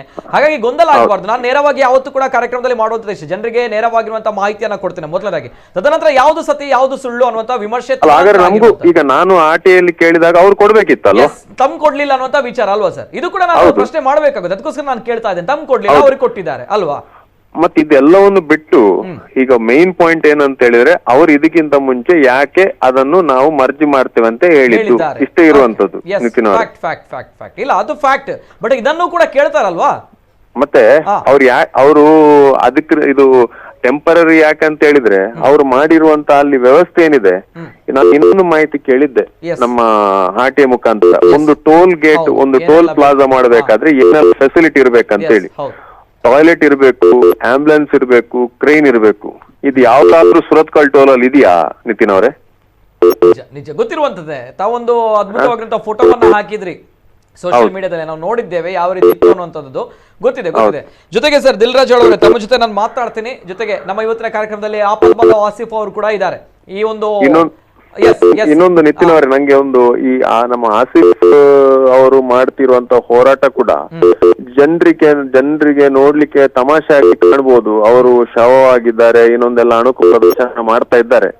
ಬಟ್ ನಾನು ಹೇಳ್ತಾ ಇರೋದು, ಶವ ಆಗಿರುವಂತ ಅಣುಕು ಪ್ರದರ್ಶನ ದಕ್ಷಿಣ ಕನ್ನಡ ಜಿಲ್ಲೆಯ ಜನರು ಕೂಡ ಶವವಾಗಿ ಯಾರು ಮಾತಾಡ್ತಾ ಇಲ್ಲ ಅಂತ ಹೇಳೋ ಒಂದು ಅಣುಕು ಅಂತ ಹೇಳಿದ್ರೆ ತಪ್ಪಾಗ್ಲಿಕ್ಕಿಲ್ಲ ಅಂತ ನಾನು ಹೇಳ್ತಾ ಇರೋದು. ನಿಜವಾಗಿರುವಂತ ಮಾತು. ಹೌದು ಸರ್, ಹೌದು. ಜೊತೆಗೆ ಆಸಿಫ್ ಅವರು ವಿಭಿನ್ನವಾಗಿ ಪ್ರತಿಭಟನೆ ಮಾಡ್ತಾ ಇದ್ದಾರೆ. ತಾವು ಈ ಬಗ್ಗೆ ಧ್ವನಿಯನ್ನ ಎತ್ತಿದ್ದೀರಾ ಅಂಡ್ ಡಿಟೇಲ್ ಆಗಿರುವಂತಹ ಮಾಹಿತಿ ಪ್ರಥಮ ಬಾರಿಗೆ ಅಂದ್ರೆ ಜನರಿಗೆ ಒಂದು ಕಣ್ಣು ತೆರೆಸುವಂತ ಕೆಲಸವನ್ನ ತಾವು ಕೂಡ ಮಾಡಿದ್ದಾರೆ. ದಿಲ್ರಾಜ್ ಅವರು ಕೊನೆಯದಾಗಿ ನಮ್ಮ ನೇರವಾಗಿ ಕಾರ್ಯಕ್ರಮದಲ್ಲಿ ಆಸಿಫ್ ಅವರು ಕೂಡ ಇದ್ದಾರೆ. ಏನ್ ಹೇಳಲಿಕ್ಕೆ ಇಷ್ಟಪಡ್ತೀರಾ ಸರ್? ಧ್ವನಿ ಕೇಳ್ತಾ ಇದೆಯಾ ದಿಲ್ರಾಜ್ ಅವರೇ? ಹೌದು. ಕೊನೆಯದಾಗಿ ನಮ್ಮ ಕಾರ್ಯಕ್ರಮದಲ್ಲಿ ಆಸಿಫ್ ಅವರು ಕೂಡ ನೇರವಾಗಿದ್ದಾರೆ. ಏನ್ ಹೇಳಲಿಕ್ಕೆ ಇಷ್ಟಪಡ್ತೀರಾ ಸರ್? ಈ ಒಂದು ಅಹೋರಾತ್ರಿ ಆಗಿರುವಂತಹ ಒಂದು ಹೋರಾಟ, ಜೊತೆಗೆ ತಾವುಗಳು ಕೂಡ ಜಿಲ್ಲೆಯ ಜನತೆಯ ಕಣ್ತೆರೆಸಿದ್ದೀರಾ ದಿಲ್ರಾಜ್ ಆಳ್ವ ಅವರು. ಎಸ್ ಸರ್, ನೇರವಾಗಿ. ಇಲ್ಲ, ಇಲ್ಲಿ ಈ ವಿಷಯದಲ್ಲಿ ನಾವು ಇಶ್ಯೂ ಬೇಸ್ಡ್ ಆಗಿ ನಮ್ಗೆ ಗೊತ್ತಿದೆ, ನಾವು ಏರ್ಪೋರ್ಟ್ ಆಗಿರ್ಬೋದು, ಅದು ಬೇರೆ ಬೇರೆ ಯಾವುದೇ ವಿಷಯ ಇರಲಿ, ಇಶ್ಯೂ ಬೇಸ್ಡ್ ಆಗಿ ನಾವು ಹೋರಾಟಗಳನ್ನು ಅಥವಾ ಒಂದು ನಮ್ಮ ಸೋಷಿಯಲ್ ಮೀಡಿಯಾದಲ್ಲಿ ನಾವು ಬರ್ದಿರುವಂತದ್ದು. ಇಲ್ಲಿ ಆಸಿಫ್ ಅವರು ಮಾಡಿರುವಂತ ಹೋರಾಟಕ್ಕೆ ನಮ್ಮ ಪೂರ್ಣವಾದ ಯಾರೇ ಮಾಡಿದ್ರು ಆ ಟೋಲ್ ಯಾರು ಹೋರಾಟ ಮಾಡಿದ್ರು ನಮ್ಮ ಬೆಂಬಲ ಇದೆ. ಮತ್ತು ನಮ್ಮ ಉದ್ದೇಶ ಇಷ್ಟೇ, ಅಲ್ಲಿ ಜನರಿಗಾಗುವಂತ ಅನಾನುಕೂಲ ಮತ್ತು ಜನರಿಗಾಗುವ ತೊಂದರೆಯನ್ನು ಆಸಿಫ್ ಅವರು ಮಾಡಿದ್ರು ನಮ್ಮ ಸ್ವಾಗತ. ಒಟ್ಟಾರೆ ಆ ಒಂದು ಟೋಲ್ ಗೇಟ್ ಅಲ್ಲಿಂದ ಹೋಗ್ಬೇಕು ಅಷ್ಟೇ. Thank you sir, thank you so much, thank you. Beautiful beautiful. Yes, ಇದು ಸಮಾಜ ಕಟ್ಟುವಂತಹ ವ್ಯಕ್ತಿತ್ವಗಳು. ಒಂದ್ ಕಡೆ ಆಸಿಫ್ ಅವರು, ಇನ್ನೊಂದ್ ಕಡೆ ದಿಲ್ರಾಜ್ ಆಳ್ವ ಅವರು. ಸೊ ಇದು ಆಗ್ಬೇಕಾಗಿರೋದು. ಒಟ್ಟಿನಲ್ಲಿ ಯಾರು ಮಾಡಿದ್ರೆ ಏನಂತೆ, ಈ ಸಮಸ್ಯೆ ಬಗೆಹರಿಬೇಕು, ಜನಸಾಮಾನ್ಯರಿಗೆ ಈ ಒಂದು ಸಂಕಷ್ಟದಿಂದ ಪಾರಾಗಬೇಕು ಅನ್ನುವಂಥದ್ದು. ಎಸ್ ಸರ್, ಆಸಿಫ್ ಅವರೇ ಏನ್ ಹೇಳ್ತೀರಾ ಸರ್? ದಿಲ್ರಾಜ್ ಅವರು ಕೂಡ ಹೇಳಿದ್ದಾರೆ ಇದೊಂದು ಅನಧಿಕೃತವಾಗಿರುವಂತಹ ಟೋಲ್ ಅನ್ನುವಂತಹ ವಿಚಾರಗಳ ಬಗ್ಗೆ ತಾವು ಕೂಡ ಹೇಳಿದ್ದೀರಾ. ಆದ್ರೆ ಜನತೆ ಕಣ್ತೆರಿಬೇಕು ಆಸಿಫ್ ಅವರೇ. ಜನತೆ ಯಾವಾಗ ರಸ್ತೆಗಿಳಿತಾರೆ, ಬೀದಿಗಿಳಿತಾರೆ, ಆವಾಗ ಮಾತ್ರ ಇಂತಹ ಸಮಸ್ಯೆಗಳು ಪರಿಹಾರ ಆಗುತ್ತೆ. ಜೊತೆಗೆ ನಾವು ಇಲ್ಲಿ ಗಮನಿಸಬೇಕಾಗಿರುವಂತದ್ದು, ಎಸ್ ಹೇಳಿದ್ದಾರೆ ಒಬ್ರು ಜನಪ್ರತಿನಿಧಿಯವರು, ನಾವು ಅದನ್ನು ಹೊಡೆದಾಕ್ತೀವಿ ಅನ್ನುವಂಥದ್ದು. ಇನ್ನೊಂದು ಪಕ್ಷ ಇದೆ ಆಡಳಿತದಲ್ಲಿ, ಒಂದು ಆಡಳಿತದಲ್ಲಿ ಪಕ್ಷ ಇದೆ ಅಂತ ಬಂದಾಗ ಏನೋ ಒಂದು ಹಂಚಿ ತಿನ್ನುವಂತ ಕೆಲಸ ಇರ್ಬೋದು. ಆದ್ರೆ ವಾಟ್ ಅಬೌಟ್ ಅಪೋಸಿಷನ್ ಅಂತ ಕೇಳಿದಾಗ ಅವರು ಕೂಡ ಇದಕ್ಕೆ ಸಪೋರ್ಟ್ ಅನ್ನ ಮಾಡ್ತಾ ಇಲ್ಲ ಅನ್ನೋ ವಿಪರ್ಯಾಸ. ಒಟ್ನಲ್ಲಿ ಇಲ್ಲಿ ಸಾಯ್ತಾ ಇರುವಂತದ್ದು, ಕೂಸು ಬಡವಾಗ್ತಾ ಇರುವಂತದ್ದು ಜನಸಾಮಾನ್ಯರು, ಕಷ್ಟದಲ್ಲಿರುವಂತದ್ದು. ತಾವು ಧ್ವನಿ ಕೊಡ್ತಾ ಇದ್ದೀರಾ. ಎಸ್ ಆಸಿಫ್ ಅವರೇ, ಇವತ್ತು ಈಗ ದಿಲ್ರಾಜ್ ಅವರು ಮಾತಾಡಿದ್ದು ಬಹಳ ಖುಷಿ ಆಯ್ತು. ಒಂದು ಹೋರಾಟಗಾರರಿಗಿರುವಂತ ಎಲ್ಲಾ ವ್ಯಕ್ತಿತ್ವ ಕೂಡ ಅವರಷ್ಟೇ ಇದೆ. ಒಂದು ಹೋರಾಟಗಾರ ಯಾರೇ ಆಗಿರ್ಲಿ ಅವರಿಗೆ ಪ್ರೋತ್ಸಾಹ ಮಾಡುವುದು ಖಂಡಿತವಾಗಿ. ಇವತ್ತು ಅವರು ಏನು ಹೇಳ್ತಾ ಇದ್ದಾರೆ ಅದನ್ನೇ ನಾವು ಇಲ್ಲಿ ಹೇಳ್ತಾ ಇರೋದು. ಇವತ್ತು ಖಂಡಿತವಾಗಿ ಇಲ್ಲಿರುವಂತಹ ಅನಾಚಾರದ ಬಗ್ಗೆ, ಅಕ್ರಮಗಳ ಬಗ್ಗೆ ಇಲ್ಲಿ ಧ್ವನಿಯಾಗಿರುವಂತಹ ಅಧಿಕಾರಿಗಳು ಏನು ಹೇಳ್ತಾ ಇದ್ರು, ಇವತ್ತು ಯಾಕೆ ಅವ್ರು ಸುಮ್ಮನಿದ್ರು. ಮೊನ್ನೆ ಇಲ್ಲಿನ ಮಾಜಿ ಶಾಸಕರಾದಂತಹ ಮೊಯ್ದೀನ್ ಬಾವರ್ ಅವರು ಬಂದಾಗ, ನಾನು 2011ರಲ್ಲಿ ನೀವು ಶಾಸಕರಾಗಿರುವಂತ ಸಂದರ್ಭದಲ್ಲಿ ಈ ಒಂದು ಟೋಲ್ ಗೇಟ್ ಆಗಿತ್ತು ಅಂತ ಕೇಳಿದ್ರೆ ಅವರು ಸಿಟ್ಟು. ಆದ್ರೆ ಇದು ಫ್ಯಾಕ್ಟ್ ವಿಷಯ. ಆದ್ರೆ ಅವರು ಹೇಳ್ತಾ ಇರೋದು ಇದು ಕೇಂದ್ರ ಸರ್ಕಾರದ ಒತ್ತಡ. ಸರಿ ಆಗಿರ್ಬೋದು. ಆ ದಿವಸ ನಿಮ್ಮಲ್ಲಿ ಏನ್ ಹೇಳಿದ್ದಾರೆ ಸರ್? ಅವ್ರು ಹೇಳಿದ್ರು ಇದನ್ನ ನಾವು ಯಜಮಾಡಿ ಟೋಲ್ ಗೇಟ್ ಆದ್ಮೇಲೆ ಮರ್ಜಿ ಮಾಡ್ತೇವೆ ಅಂತ ಹೇಳಿ ಶಾಸಕರಿಗೂ ಕೂಡ ಆ ದಿವಸ ಅವ್ರು ಹೇಳಿದ್ರು. ಯಾಕೆ ಇದಕ್ಕೆ ಶಾಸಕರಿಗೆ ಸುಮ್ಮನಾಗಿದ್ದಾರೆ? ಶಾಸಕರು ನೀವು ಮಾತಾಡ್ಬೇಕು. ಇವ್ರು ನೀವು ಮಾಜಿ ಶಾಸಕರು ಆಗಿರ್ಬೋದು, ಆದ್ರೆ ಇವತ್ತು ನಿಮಗೆ ಮಾತನಾಡುವಂತ ವೇದಿಕೆ ಇದೆ. ನೀವು ಮಾಜಿ ಶಾಸಕರು ಯಾಕೆ ಮಾತನಾಡಬಾರದು ಅಂತ ಏನಿಲ್ಲ. ಒಬ್ಬ ವ್ಯಕ್ತಿಗೆ ಅಧಿಕಾರದಲ್ಲಿ ಇದ್ದ ಸಂದರ್ಭಕ್ಕಿಂತ ಜಾಸ್ತಿ ಅಧಿಕಾರ ಕಳೆದುಕೊಂಡಾಗ ಮಾತನಾಡ್ಲಿಕ್ಕೆ ಜಾಸ್ತಿ ವೇದಿಕೆ ಅದು. ಇದು ನಿಮ್ಮ ಆ ಒಂದು ಗಟ್ಟಿತನವನ್ನ ತೋರಿಸುವಂತ ವೇದಿಕೆ. ಇವತ್ತು ನೀವೇ ಮಾತನಾಡ್ತಿಲ್ಲ ಅನ್ನುವಾಗ ನಮಗೆ ಬಹಳ ಬೇಸರ ಆಗ್ತದೆ. ಖಂಡಿತ ಇವತ್ತು ಮಾತಾಡ್ಬೇಕು. ನಿಮ್ಮೆಲ್ಲ ವಿರೋಧ ಪಕ್ಷದವರು ಎಲ್ಲಿದ್ದೀರಾ? ನೀವು ಸಾವಿರ ಸಂಖ್ಯೆಯಲ್ಲಿ ಇವತ್ತು ಬರ್ತಾ ಇರ್ತೀರಕ್ಕೆ ಆಡಳಿತ ಪಕ್ಷಕ್ಕೆ ತಾಕೀತು ಮಾಡುವಂತ ವೇದಿಕೆ ಇದು. ಇವತ್ತು ನೀವು ಮಾತನಾಡಿದ್ರೆ ಕಣ್ಣದ್ದು ಕುರುಡರಾಗಿದ್ದೀರಾ, ಕಿವಿದ್ದು ಕಿವಿಡರಾಗಿದ್ದೀರಾ, ಬಾಯಿದ್ದು ಮೂಗುದಾಗಿದ್ದೀರಾ. ಯಾಕೆ ಹೀಗಾಗಿದೆ? ಎಲ್ಲಿ ಹೋಗಿದೆ ನಮ್ಮ ನ್ಯಾಯ? ಇದು ನೀವು ಎಲ್ಲಾಗಿದೆ, ಯಾರಿಗೆ ಎಷ್ಟೆಷ್ಟು ಎನ್ನುವ ಪ್ರಶ್ನೆ ಕಾಡ್ತದೆ ಕೊನೆಗೆ. ಎಸ್ ಎಸ್, ನಿಜ ನಿಜ ಆಸಿಫ್ ಅವರೇ, ತಾವು ಹೇಳಿದಿರಿ ಎಸ್ ಆಡಳಿತ ಪಕ್ಷ ಅಂತ ಬಂದಾಗ ಗೊತ್ತಿದೆ ಅವರು ಇರುವಂತದ್ದು ಈ ರೀತಿ ಇರಬಹುದು. ಆದ್ರೆ ವಾಟ್ ಅಬೌಟ್ ಇನ್ನೊಂದು ವಿರೋಧ ಪಕ್ಷ ಅನ್ನುವಂಥ ಅವರುಗಳು ಬರ್ಬೋದಿತ್ತಲ್ಲ, ಆದರೆ ಅವರುಗಳು ಬರಲಿಲ್ಲ ಯಾಕೆ ಅನ್ನುವಂಥ ಪ್ರಶ್ನೆಗಳ ನಡುವೆ ಮೊಯ್ದೀನ್ ಬಾವರ್ ಅವರ ವಿಚಾರವನ್ನು ತಾವು ಹೇಳಿದ್ದೀರಾ. ನನ್ನಲ್ಲಿ ಅಧಿಕಾರ ಇಲ್ಲ, ಹಾಗಾಗಿ ನನಗೆ ಮಾಡ್ಲಿಕ್ಕೆ ಆಗಲ್ಲ. ನಿಜವಾಗ್ಲೂ ಕೂಡ ಹೇಳಬೇಕು, ತಾವು ಹೇಳಿರುವಂಥ ಮಾತು 100% ಕರೆಕ್ಟ್. ಏನೋ ಅಧಿಕಾರ ಇದ್ದಾಗ ಆ ಒಂದು ವ್ಯಾಪ್ತಿಯಲ್ಲಿ ಕೆಲಸ ಮಾಡ್ಬೋದು. ಅಂದ್ರೆ ವಿರೋಧ ಪಕ್ಷದಲ್ಲಿ ಇದ್ದಾಗ ನಾವು ಮಾಡಿದೇ ವ್ಯಾಪ್ತಿ ಅನ್ನುವಂಥದ್ದು. ಯಾವಾಗ ವಿರೋಧ ಪಕ್ಷದಲ್ಲಿ ನಾವು ಒಳ್ಳೆ ಕೆಲಸವನ್ನ ಮಾಡ್ತೀವಿ ಅವಾಗ ಮಾತ್ರ ಜನತೆ ಗುರುತಿಸ್ತಾರೆ. ಮೊಯ್ದೀನ್ ಬಾವರ್ ಅವರು ಈ ಸಂದರ್ಭ ನಿಜವಾಗ್ಲೂ ಕೂಡ ಈ ಒಂದು ಕೆಲಸದಲ್ಲಿ ಪ್ರಾಮಾಣಿಕವಾಗಿರುವಂತಹ ನಿರ್ಧಾರವನ್ನ ತೆಗೆದುಕೊಳ್ತಾ ಇದ್ರೆ, ಆಸಿಫ್ ಅವ್ರ ಜೊತೆ ಸೇರ್ತಾ ಇದ್ರೆ, ಅಥವಾ ಈ ಒಂದು ಟೋಲ್ ಗೇಟ್ ಅನ್ನ ರದ್ದುಪಡಿಸುವಂತ ಕೆಲಸವನ್ನ ಹೋರಾಟವನ್ನ ಮಾಡ್ತಾ ಇದ್ರೆ 100% ಬೇರೆ ಯಾವುದೇ ರೀತಿಯ ವಿಚಾರಗಳಿಗೆ ತಾವುಗಳು ಹಿಂದೆ ಹೋಗಬೇಕಾಗಿರ್ಲಿಲ್ಲ. ಜನಸಾಮಾನ್ಯರ ಪರವಾಗಿ ಇಲ್ಲಿ ಯಾರು ಕೂಡ ಮಾತಾಡ್ತಾ ಇಲ್ಲ. ಇದು ಆಗ್ತಾ ಇರುವಂತಹ ಸಮಸ್ಯೆ. ಬರ್ತೇನೆ ಸರ್, ಅನೇಕ ಕರೆಗಳು ಬರ್ತಾ ಇದೆ. ಇನ್ನೊಂದು ಕರೆ ಇದೆ. ಹಲೋ ಸರ್, ನಮಸ್ತೆ. ಹಲೋ ನಮಸ್ತೆ ಸರ್, ಧ್ವನಿ ಕೇಳ್ತಾ ಇದೆಯಾ? ನಮಸ್ತೆ. ಈಗ ನಿಜವಾಗ್ಲೂ ಉಂಟಲ್ಲ, ಇಲ್ಲಿ ಟೋಲ್ ಗೇಟ್ ಇರ್ಲಿಕ್ಕೆ ಇಲ್ಲ ಲೆಕ್ಕದಲ್ಲಿ. ಇದು ಹಗಲದೋರಡೆ ಅಲ್ಲ ಇವ್ರದ್ದು. ನಿಜ ನಿಜ. ಎಸ್ ಸರ್, ಅಲ್ವಾ? ಇವ್ರದ್ದು ಹಗಲದೋರಡೆ. ಯಾಕಂತ ಹೇಳಿದ್ರೆ ನಾವು ವೆಹಿಕಲ್ ತಗೊಳ್ಳುವಾಗನೇ ಟ್ಯಾಕ್ಸ್ ಕಟ್ಟೇ ಬರ್ತದೆ ಗಾಡಿಯಲ್ಲಿ. That's fact. ಎಸ್. ಮತ್ತೆ ಪೆಟ್ರೋಲ್ ಹಾಕುವಾಗ, ಡೀಸೆಲ್ ಹಾಕುವಾಗ ಟ್ಯಾಕ್ಸ್ ಕಟ್ ಮಾಡ್ತಾರೆ. ನಿಜ ನಿಜ. ಮತ್ತೆ ನಮಗೆ ನಮ್ಮ ಲೆಕ್ಕದಲ್ಲಿ ಗೌರ್ಮೆಂಟ್ ಇಲ್ಲಿ ಉಂಟಲ್ಲ, ಇಲ್ಲಿ ರೋಡ್ ಟೈಲಿಸ್ ರೋಡ್ ಮಾಡ್ಬೇಕಿತ್ತು ಲೆಕ್ಕದಲ್ಲಿ. ಇವರಿಗೆ ಟೋಲ್ ಒಟ್ರಾಸಿ ಹಾಕಿ ಅದೆಲ್ಲ ಕೇಳಲಿಕ್ಕೆ ಯಾರು ಬರೋದಿಲ್ಲ ನೋಡಿ. ಈಗ ಅಷ್ಟು ಡಿಸ್ಟೆನ್ಸ್ ಅಲ್ಲಿ ಟೋಲ್ ಇಡ್ಲಿಕ್ಕಿಲ್ಲ, ಆದ್ರೂ ಅದನ್ನು ಕೇಳಲಿಕ್ಕೆ ಯಾರು ಇಲ್ಲ. ಬೇರೆ ನಿಮ್ದು ಸಣ್ಣ ಸಣ್ಣ ಎಂತಾದ್ರೆ ಆದ್ರೆ ಪಟ್ಟ ಹೆಲ್ಮೆಟ್ ಹಾಕ್ಲಿಲ್ಲ ಬಂದು ಕೇಸ್ ಹಾಕ್ತಾನೆ ಅಲ್ವಾ? ಅದಕ್ಕೆಲ್ಲ ರೆಡಿ ಇದ್ದಾರೆ. ಇದಕ್ಕೆ ಯಾರಿದ್ದಾರೆ? ಇದಕ್ಕೆ ಯಾಕೆ ಪೊಲೀಸ್ ಬರುದಿಲ್ಲ? ಅಲ್ವಾ? ನಿಜ ನಿಜ. ಇದೇ ಈಗ ನಾವೀಗ ಒಂದು 100 ರೂಪಾಯಿ ಪೆಟ್ರೋಲ್ ಹಾಕಿದ್ರೆ ಟ್ಯಾಕ್ಸ್ ಕಟ್ ಆಗುದಿಲ್ವ ಅಲ್ಲಿ? ನಿಜ ನಿಜ. ಮತ್ತೆ ಯಾಕೆ ಇವರಿಗೆ ಟೋಲ್ ಗೇಟ್? ನಾವು ಗಾಡಿ ಸಹ ಇದ್ ಮಾಡ್ಬೇಕು, ಇವ್ರಿಗೆ ಟೋಲ್ ಕೊಡ್ಬೇಕು ಇವರಿಗೆ. ನಿಜ. ಇದು ಹಗಲ ಧೋರಣೆ ಅಲ್ವಾ? ಎಸ್ ಸರ್ ಪ್ರಜ್ಞಾವಂತ ಇದನ್ನು ನಾಗರಿಕರಾಗಿ ಕೇಳುದಿಲ್ಲ, ಇದನ್ನು ಯಾರು ಕೇಳುದಿಲ್ಲ. ಯಾಕಂದ್ರೆ ದೊಡ್ಡ ದೊಡ್ಡ ಕೈ ಉಂಟು ಇದ್ರ ಹಿಂದೆ, ಕೇಳಿದ್ರೆ ಅವರು ಇದು ಮಾಡ್ತಾರೆ. ಈಗ ನೋಡಿ ಮಂಗಳೂರಿಗೆ ಹೋಗ್ಬೇಕಾದ್ರೆ K19 ಗೆ ಫ್ರೀ ಉಂಟು, ಇಲ್ಲಿ K20 ಗೆ ಫ್ರೀ ಇಲ್ಲ. ಯಾಕೆ ಇಲ್ಲ? ಅಲ್ಲಿ ಕೇಳಲಿಕ್ಕೆ ಹೋದ್ರೆ ಅಲ್ಲಿ ಹತ್ರದವನು ಬರ್ತಾನೆ, ಯಾರ ದೊಡ್ಡ ವ್ಯಕ್ತಿ ಮಾತಾಡ್ಲಿಕ್ಕೆ ಹೋದ್ರೆ. ಎಸ್ ಸರ್ ಪ್ರಜ್ಞಾವಂತ ನಾಗರಿಕರಾಗಿ ಮಾತಾಡಿದ್ದೀರಾ. Thank you. ಒಬ್ಬ ಬಂದು ಜಗಳ ಮಾಡಿದ್ರೆ 4 ಜನ ಬರ್ತಾರೆ, ಅವನು ತಲೆ ಹೊಡಿತಾರೆ ಆಸ್ಪತ್ರೆಗೆ. ಅವನು ಇಲ್ಲ, ಯಾರು ಒಗ್ಗಟ್ಟಾಗುದಿಲ್ಲ, ಸುಮ್ನೆ ಎಂತಕ್ಕೆ ಕರಕರಿ ಅಂತೇಳಿ. ಧನ್ಯವಾದ ಸರ್, ಧನ್ಯವಾದ. ಪ್ರಜ್ಞಾವಂತ ನಾಗರಿಕರಾಗಿ ಮಾತಾಡಿದ್ರ. ಜೊತೆಗೆ ಸುರತ್ಕಲ್ ಟೋಲ್ ಗೇಟ್ ಏನಿದೆ ಅಲ್ಲಿ ಈ ಒಂದು ವಿಚಾರ ಕೂಡ ಬಹಳವಾಗಿ ನಮಗೆ ಕೇಳಲಿಕ್ಕೆ ಸಿಗ್ತಾ ಇರುವಂತದ್ದು. ಆ ಭಾಗದ ಸಿಬ್ಬಂದಿಗಳು ಕೂಡ ವರ್ತಿಸುವಂತಹ ರೀತಿ ಯಾವ ರೀತಿ ವರ್ತಿಸ್ತಾರೆ ಅನ್ನೋ ಪ್ರಶ್ನೆಗಳ ನಡುವೆ ಈ ಒಂದು ಕರೆ ಮಾಡಿರುವಂತಹ ವ್ಯಕ್ತಿ ಕೂಡ ಹೇಳುವಂತಹ ವಿಚಾರ, ಆಸಿಫ್ ಅವರು ಹೇಳಿರುವಂತಹ ವಿಚಾರವೂ ಕೂಡ ಈ ಹಿಂದೆ ನಮ್ಮ ಸಾಮಾಜಿಕ ಕಾರ್ಯಕರ್ತರು ಏನೋ ಒಂದ್ ಕಡೆ ದೀಪು ಶೆಟ್ಟಿಗರ್ ಅವರು, ಸೌರಜ್ ಅವರು ಎಲ್ಲರೂ ಕೂಡ ಹೇಳುವಂತಹ ಪ್ರಕಾರ ಅಲ್ಲಿ ಸಿಬ್ಬಂದಿಗಳ ವರ್ತನೆಯೂ ಕೂಡ ತುಂಬಾ ದೊಡ್ಡ ಮಟ್ಟದಲ್ಲಿ ಬೇರೆ ರೀತಿ ಇದೆ, ಅನುಚಿತವಾಗಿರುವಂತಹ ಅವಾಚ್ಯವಾಗಿರುವಂತಹ ಶಬ್ದಗಳು ಬರುತ್ತೆ ಅನ್ನುವಂಥದ್ದು ಇದೆಲ್ಲವೂ ಕೂಡ ಗೊತ್ತಿದೆ. ಅನೇಕ ಬಾರಿ ಕಂಪ್ಲೇಂಟ್ ಆಗಿದೆ, ಅನೇಕ ಬಾರಿ ದೂರುಗಳು ದಾಖಲಾಗಿವೆ. ಆದರೂ ಕೂಡ ಈ ಒಂದು ಟೋಲ್ಗೇಟ್ ಅದೇ ರೀತಿ ಇದೆ ಅಂತ ಬಂದಾಗ ದೊಡ್ಡ ಮಟ್ಟದ ವ್ಯವಸ್ಥಿತವಾಗಿರುವಂತಹ ಷಡ್ಯಂತ್ರ ನಮ್ಗಳಿಗೆ ಗೊತ್ತಿದೆ, ಬಲಿಯಾಗ್ತಾ ಇದ್ದೀವಿ. ಆದರೂ ಕೂಡ ನಾವುಗಳು ಇದರ ಬಗ್ಗೆ ಗಮನವನ್ನು ಕೊಡ್ತಾ ಇಲ್ಲ ಅನ್ನೋದು ವಿಪರ್ಯಾಸದ ಸಂಗತಿ. ನಾನು ನೇರವಾಗಿ ಆಸಿಫ್ ಅವ್ರ ಜೊತೆ ಕೇಳಬೇಕು. ವೈ ಆಸಿಫ್ ಅವರೇ, ಈ ಒಂದು ಹೋರಾಟದಲ್ಲಿ ನಿಜವಾಗ್ಲೂ ಹೆಮ್ಮೆ ಆಗುತ್ತೆ ಆಸಿಫ್ ಅವರೇ, ಯಾಕಂದ್ರೆ ತಮ್ಮ ಒಂದು ಹೆಲ್ತ್ ಇಶ್ಯೂಸ್, ತಮ್ಮ ಒಂದು ಆರೋಗ್ಯ ಬಿಗಡಾಯಿಸ್ತಾ ಇದೆ, ಬಟ್ ಸ್ಟಿಲ್ ತಾವು ಒಂದು ಅಹೋರಾತ್ರಿ ಧರಣಿ ಮಾಡ್ತಾ ಇದ್ದೀರಾ, ಏನಾದರೂ ಕೂಡ ಬಿಡಲ್ಲ ಅನ್ನುವಂಥದ್ದು. ಹೆಲ್ತ್ ಇಶ್ಯೂ ಸರಿ ಇಲ್ಲ ಅಂತ ಬಂದಾಗ, ಆಸ್ಪತ್ರೆಗೆ ಹೋಗಬೇಕು ಅಂತ ಬಂದಾಗ ಇಲ್ಲ ಆಸ್ಪತ್ರೆಗೆ ಹೋಗಲ್ಲ ಅನ್ನೋದು ಪಟ್ಟು ಹಿಡಿದಿದ್ರಿ. ನೋಡಿದ್ದೇವೆ ನಿಮ್ಮ ವಿವಿಧ ರೀತಿಯಲ್ಲಿ ಮಾಡಿರುವಂಥ ಈ ಒಂದು ಹೋರಾಟ ಪ್ರತಿಭಟನೆ. ಅಂದರೆ ಜನಸಾಮಾನ್ಯರಿಗೆ ಗೊತ್ತಿದೆ ಈ ರೀತಿ ಅನ್ಯಾಯ ಆಗ್ತಾ ಇದೆ, ಆದರೆ ಯಾಕೆ ಧ್ವನಿ ಎತ್ತಲ್ಲ? ಯಾಕೆ ಜನಸಾಮಾನ್ಯ ಇದರ ಬಗ್ಗೆ ತುಂಬ ದೊಡ್ಡ ಮಟ್ಟದಲ್ಲಿ ಇದು ನಮ್ಮ ಹಕ್ಕು ಅನ್ನೋದು ಯಾಕೆ ಕೇಳಲ್ಲ? ಏನು ಹೇಳ್ತೀರಾ ಆಸಿಫ್ ಅವರೇ? ಸರ್ ಅದನ್ನ ಹೇಳೋದು ನಾನು. ಇವತ್ತು ಜನರಿಗೆ ಈಗ ಸಂದರ್ಭ, ಈ ಒಂದು ಪ್ರಸ್ತುತ ಇವತ್ತು ನಾವು 8 ದಿವಸದಲ್ಲಿ ಏನು ಇವತ್ತು ನಾವು ಇಲ್ಲಿದ್ದೇವೆ, ನಮ್ಮನ್ನು ನಾವೇ ಬಂಧನನ್ನಾಗಿಸಿಕೊಂಡು ಇದು ಜನರನ್ನ ಬಂಧನದಿಂದ ಮುಕ್ತ ಮಾಡುವಕ್ಕೆ ಒಂದು ಉದ್ದೇಶ. ಇಲ್ಲಿ ಜನರಿಗೆ ಆಗುವಂತ ಅನ್ಯಾಯದ ವಿರುದ್ಧ ಧ್ವನಿ ಎತ್ತಬೇಕು ಅಂತ ಒಂದು ಉದ್ದೇಶ. ಇವತ್ತು ಜನರಿಗೆ ಪ್ರತಿಯೊಬ್ಬರು ಇಲ್ಲಿ ಬರ್ತಾ ಇದ್ದಾರೆ. ಪ್ರತಿಯೊಂದು ಇವತ್ತು ಬಂಟರ ಸಂಘದಿಂದ ಆಗಿರ್ಬೋದು, ಲಯನ್ಸ್ ಕ್ಲಬ್ ದಿಂದ ಆಗಿರ್ಬೋದು, ಚಾಲಕ ಮತ್ತು ಕಾರ್ಯನಿರ್ವಾಹಕ ಸಂಘದವರಿಂದ ಆಗಿರ್ಬೋದು, ಮತ್ತೆ ಟ್ಯಾಕ್ಸಿ ಯೂನಿಯನ್. ಇವತ್ತು ನನಗೆ ಉಡುಪಿ ಟ್ಯಾಕ್ಸಿ ಯೂನಿಯನ್ 2,000 ಟ್ಯಾಕ್ಸಿಗಳನ್ನ ತಂದು ನಿಮ್ಮ ಮುಂದೆ ನಿಲ್ಲಿಸ್ತೇವೆ ಆ ಒಂದು ದಿನ ಬಂದ್ರೆ ಅಂತ ಹೇಳಿದ್ರು. ಇದೊಂದು ದೊಡ್ಡ ವಿಶೇಷ. ಇವತ್ತು ಡಿಜೆ ಟ್ರಕ್ ಮಾಲಕ ಸಂಘದ ಅಧ್ಯಕ್ಷರಾದಂತಹ ಸುನಿಲ್ ಡಿಸೋಜರ್ ಆಗಿರ್ಬೋದು, ಅದರ ಕಾರ್ಯದರ್ಶಿಗಳಾದಂತಹ ಸುಶಾಂತ್ ಶೆಟ್ಟಿ ಅವರು ದಿನಾ ಇಲ್ಲಿ ಬಂದು ನಮ್ಗೆ ಧೈರ್ಯ ತುಂಬುತ್ತಾ ಇದ್ದಾರೆ. ಒಂದು ವೇಳೆ ಅನಿವಾರ್ಯ ಪರಿಸ್ಥಿತಿ ಬಂದ್ರೆ 200 ಲಾರಿಗಳನ್ನ ಕೊಡ್ತೇವೆ, ಈ ಒಂದು ಮುಖ್ಯ ರಸ್ತೆಯಲ್ಲಿ ನಿಲ್ಲಿಸ್ತೇವೆ, ನಿಮ್ಮ ಜೊತೆ ನಾವಿದ್ದೇವೆ ಅಂತ ಹೇಳಿದ್ದಾರೆ. ಇನ್ನು ಷಣ್ಮುಗಪ್ಪ ಅವರಾಗಿರ್ಬೋದು, ಡಿಜೆ ಟ್ರಕ್ ಮಾಲಕ ಚಾಲಕ ಸಂಘದ ಅಧ್ಯಕ್ಷರವರು, ಅವರು ಕೂಡ ನಿಮ್ಮ ಜೊತೆ ನಾನು ಬರ್ತೇನೆ ಆ ದಿನ ನೀವು ಹೇಳಿ ಅಂತ ಹೇಳ್ತಾ ಇದ್ದಾರೆ. ಈ ಭಾಗದಿಂದ ಕುಂದಾಪುರದಿಂದ ಮನ್ಸೂರ್ ಅವರು ಲಾರಿ ಟ್ರಕ್ ಚಾಲಕ ಮಾಲಕ ಸಂಘದ ಅಧ್ಯಕ್ಷರವರು, ಆ ಭಾಗದಿಂದ 500 ಜನರನ್ನ ನಾನು ತರ್ತೇನೆ, ನಮ್ಮೊಂದಿಗೆ ಒಂದಷ್ಟು ಲಾರಿಗಳನ್ನ ತರ್ತೇನೆ ಅಂತ ಹೇಳಿದ್ದಾರೆ. ಈ ಭಾಗದಲ್ಲಿ ನಿಸಾರ್ ರವರಿದ್ದಾರೆ, ಮೀನಿನ ಲಾರಿನ ಅದರ ಟ್ರಕ್ ಮಾಲಕ ಚಾಲಕ ಸಂಘದ ಅಧ್ಯಕ್ಷರವರು ಇಲ್ಲಿಗೆ ಬಂದು ವೇದಿಕೆಯಲ್ಲಿ ಕೂತು ನಮಗೆ ಅವರ ಶಕ್ತಿಯನ್ನು ಕೊಡ್ತೇನೆ, ಎಲ್ಲ ಲಾರಿಗಳನ್ನ ನಿಲ್ಲಿಸ್ತೇವೆ, ನಾವು ನಿಮ್ಮ ಜೊತೆ ಇದ್ದೇವೆ ಅಂತ ಹೇಳಿದ್ದಾರೆ.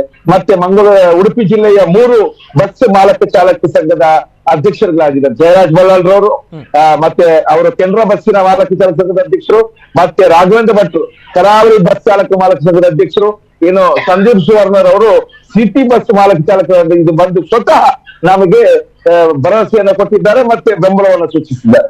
ಇನ್ನು ರಾಧಾಕೃಷ್ಣ ವಲ್ಲಾರ್ ಅವರು ಬೆಂಗಳೂರಿನಲ್ಲಿ ರಾಜ್ಯಾಧ್ಯಕ್ಷರಾಗಿದ್ದಾರೆ ನಗರ ಸಾರಿಗೆ ಸಂಸ್ಥೆದ್ದು, ಅವರು ಕೂಡ ನಮಗೆ ವಿಡಿಯೋ ಮಾಡುವುದರ ಮೂಲಕ ಬೆಂಬಲವನ್ನ ಕೊಟ್ಟು ನಿಮ್ಮ ಜೊತೆ ನಾವಿದ್ದೇವೆ ಅಂತ ಹೇಳಿದ್ದಾರೆ. ಈ ಭಾಗದ ಟಾರ್ಕ್ಲೋಸ್ ಆಗಿರ್ಬೋದು, ಈ ಭಾಗದ ವಿವಿಧ ಸಂಘಗಳ ಒಕ್ಕೂಟದಿಂದ ಕೃಷ್ಣ ಕಾಟಿಪಳ್ರವರ ಇಲ್ಲಿನ ಪ್ರತಿಷ್ಠಿತ ಸಂಸ್ಥೆಗಳುಳ್ಳಂತಹ ವಿವಿಧ ಸಂಘ ಒಕ್ಕೂಟದವರು, ಇಲ್ಲಿನ ವಿದ್ಯಾ ಸುರತ್ಕಲ್ನಲ್ಲಿರುವಂತಹ ಬ್ರದರ್ಸ್ ವಿದ್ಯಾ, ಇಲ್ಲಿನ ಒಂದು 100 ಜನ ಯುವಕರು, ಈ ಭಾಗದಿಂದ ಕದಿಕೆಯಿಂದ ಫೈಟರ್ಸ್ ಅಂತ ಹೇಳಿ ಅವರು ಕೂಡ, ಈ ಭಾಗದ ಕಿನ್ನಿಗೋಳಿ, ಅಲೆಂಗಡಿ, ಉಡುಪಿ ಡಿಸ್ಟ್ರಿಕ್ಟ್ ಸರ್ವ ನಾಗರಿಕರು ಕೂಡ ಈಗ ಬೆಂಬಲವನ್ನು ಕೊಟ್ಟಿದ್ದಾರೆ, ಇಲ್ಲಿಗೆ ಬಂದಿದ್ದಾರೆ. ಈಗಾಗಲೇ ಅದು ಬಹಳ ದೊಡ್ಡ ಶಕ್ತಿ. ಆ ಶಕ್ತಿಯನ್ನು ಇಲ್ಲಿ ಜಾರಿಗೆ ತರುವಂತ ಇವತ್ತು ನಾನು ಹೇಳ್ತಾ ಇದ್ದೇನೆ, ಮಾನ್ಯವಾಗಿ ನಾವು ರಸ್ತೆಯ ಸೈಡಲ್ಲಿ ನಿಂತು ಟೆಂಟ್ ಹಾಕಿದ್ದೇವೆ. ಈ ಟೆಂಟ್ ಅನ್ನ ನಡು ರಸ್ತೆಗೆ ತಂದು ಹಾಕುವ ಹಾಗೆ ಮಾಡಬಾರ್ದು ಇಲ್ಲಿನ ಜಿಲ್ಲಾಡಳಿತ ಅಂತ ಕೇಳ್ತಾ ಇದ್ದೇನೆ. ಇದು ಶಕ್ತಿ ಅಲ್ಲ, ಇದು ಜನರ ಆಕ್ರೋಶ. ನಾನು ಈಗಲೂ ನನಗೆ ಗರ್ವ ಇಲ್ಲ, ಅಹಂಕಾರ ಇಲ್ಲ. ಯಾಕಂತ ಹೇಳಿದ್ರೆ ನಾನು ನ್ಯಾಯಕ್ಕಾಗಿ ಇಲ್ಲಿ 2 ಫೋಟೋವನ್ನು ಹಾಕಿದ್ರೆ, ಒಂದು ಗಾಂಧೀಜಿದ್ದು ಮತ್ತೊಂದು ಇಲ್ಲಿನ ನ್ಯಾಯವನ್ನು ಕೊಟ್ಟದ ಸಂವಿಧಾನದ ಅಂಬೇಡ್ಕರ್ ಇದ್ದು. ಈ 2 ಫೋಟೋ ಮಾತ್ರ ನಮ್ಮ ಬ್ಯಾನರ್ ಅಲ್ಲಿ ಇದೆ. ಮತ್ತೆ ಯಾವ ಸಂಘಟನೆಗೆ, ಯಾವ ಲಾಭಿಗೋಸ್ಕರನ, ಯಾವ ಪಕ್ಷಕ್ಕೋಸ್ಕರನ ಅಲ್ಲ, ಇಲ್ಲಿನ ಜನರನ್ನ ಅನ್ಯಾಯವಾಗಿ ಮಂಗ ಮಾಡ್ತಾ ಇದ್ದಾರೆ. ಇವರ ಹೆಂಡತಿ ಮಕ್ಕಳನ್ನ ಸಾಕ್ಲಿಕ್ಕೋಸ್ಕರ ಇವರು AC ಗಾಡಿಯಲ್ಲಿ ಹೋಗ್ತಾರೆ ಸ್ವಾಮಿ. ನಮ್ಗೆ ಗೊತ್ತುಂಟು ಮತ್ತೆ ಇಲ್ಲಿ ಏನಾಗ್ತಾ ಇದೆ ಅಂತ ಪ್ರತಿನಿತ್ಯ ಇಲ್ಲಿನ ಬಸ್ಸಿನಲ್ಲಿ ಹೋಗುವಂತ ಗರ್ಭಿಣಿಯರಿಗೆ ಗೊತ್ತಾಗ್ತದೆ ಇಲ್ಲಿ ಅನ್ಯಾಯ. ಪ್ರತಿನಿತ್ಯ ಇಲ್ಲಿನ ಬಸ್ಸಿನಲ್ಲಿ ಹೋಗುವಂತ ಸಾಧಾರಣ ಕೂಲಿ ಕಾರ್ಮಿಕರಿಗೆ ಗೊತ್ತುಂಟು ಇಲ್ಲಿ ಆಗುವಂತ ದೌರ್ಜನ್ಯ. ಇದರ ಪರವಾಗಿ ಧ್ವನಿ ಎತ್ತಿದ್ದೇವೆ ವಿನಃ ಇಲ್ಲಿ ಯಾರ ಮೇಲಿಗೂ ಯಾರ ಈಗೋಗೂ ಯಾರು ಇಲ್ಲಿ ದೊಡ್ಡ ಶಕ್ತಿಯಾಗಿತ್ತು ಅಲ್ಲ. ಇಲ್ಲಿಂದ ಆಸಿಫ್ ಕೇವಲ ಸಾಮಾಜಿಕ ಕಾರ್ಯಕರ್ತ ಮಾತ್ರ. ಇವತ್ತು ನಾನು ನೇರವಾಗಿ ಹೇಳ್ತಾ ಇದ್ದೇನೆ, ನನಗೆ ನಿಮ್ಮಿಂದ ಏನಾದ್ರೂ ಒಂದು ಉಪಯೋಗ ಆಗ್ತದೆ ಅಂತ ಇಲ್ಲ. ಖಂಡಿತವಾಗಿ ಏನಾದ್ರೂ ಉಪಯೋಗ ನನಗೆ ನನ್ನಿಂದ ನಿಮಗೆ ಏನಾದ್ರೂ ಬೇಕಾ ಅದೇ ನಮ್ಮ ಹತ್ರ ಇರೋದು. ಒಂದೆರಡು ಆಂಬುಲೆನ್ಸ್ ಗಳಿದ್ದಾವೆ, ಒಂದಷ್ಟು ನಿರ್ಗತಿಕರು ಇದ್ದಾರೆ ನಮ್ಮ ಹತ್ರ. ಇಂತಹ ಜನರನ್ನ ಸಾಕ್ತಾ ಇದ್ದೇವೆ ವಿನಃ ಬೇರೆ ಏನು ನಮ್ಮಲ್ಲಿ ಇನ್ಲೀಗಲ್ ಆಗಿ ವ್ಯವಹಾರಗಳಿಲ್ಲ ಮತ್ತೆ ಈ ಟೋಲ್ ಗೇಟ್ ಅಲ್ಲಿ ನಮಗೆ ಅವಶ್ಯಕತೆನೂ ಇಲ್ಲ. ಇವತ್ತು ಆಗುವಂತ ಅನ್ಯಾಯ, ಇಲ್ಲಿ ದೌರ್ಜನ್ಯ, ಇದನ್ನ ಕೇಳುವವರಿಲ್ಲ. ಜನರಿಗೆ ಈಗ ಏನಾಗಿದೆ ಅಂತ ಹೇಳಿದ್ರೆ ಕಾಂಗ್ರೆಸ್ ಪರವಾಗಿ ಹೋದ್ರೆ ಪಕ್ಷದ ಅಂತ ಆಗುತ್ತೆ, ಇನ್ನು ಬಿಜೆಪಿ ಪರವಾಗಿ ಹೋದ್ರೆ ಬಿಜೆಪಿ ಅಂತ ಹೇಳ್ತಾರೆ, ಇನ್ನು ಬೇರೆ ಪಕ್ಷದ ಪರವಾಗಿ ಹೋದ್ರೆ ಅವರವರ ಪಕ್ಷ ಅಂತ ಹೇಳ್ತಾರೆ. ಇವತ್ತು ಆ ರೀತಿ ಕಟ್ಟಿ ಹಾಕಿದ್ದಾರೆ ಪೋರ್ಚಿ ಮಾರೆ ಅವು ಅಕಲ್ನ ಒಂದು ಮುಖಲ್ಲ ಅಂತ ಹೇಳಿ ನಮ್ಮನ್ನು ಈ ರೀತಿ ಒಟ್ಟಾರೆಯಾಗಿ ಕಟ್ಟಿ ಹಾಕಿದ್ದಾರೆ. ಇವತ್ತು ಅಕಲ್ಲ ಮುಖಲ್ಲ ಅಂತ ಹೇಳಲಿಕ್ಕೆ ಇಲ್ಲ, ವೇದಿಕೆ ಎಲ್ಲದು ನಮ್ಮದು. ಇದು ನೀವೇ ತೀರ್ಪುಗಾರರು, ನಾನು ನಿಮಗಾಗಿರುವಂತಹ ಒಂದು ಸರ್ವೆಂಟ್ ಮಾತ್ರ. ನಿಜ.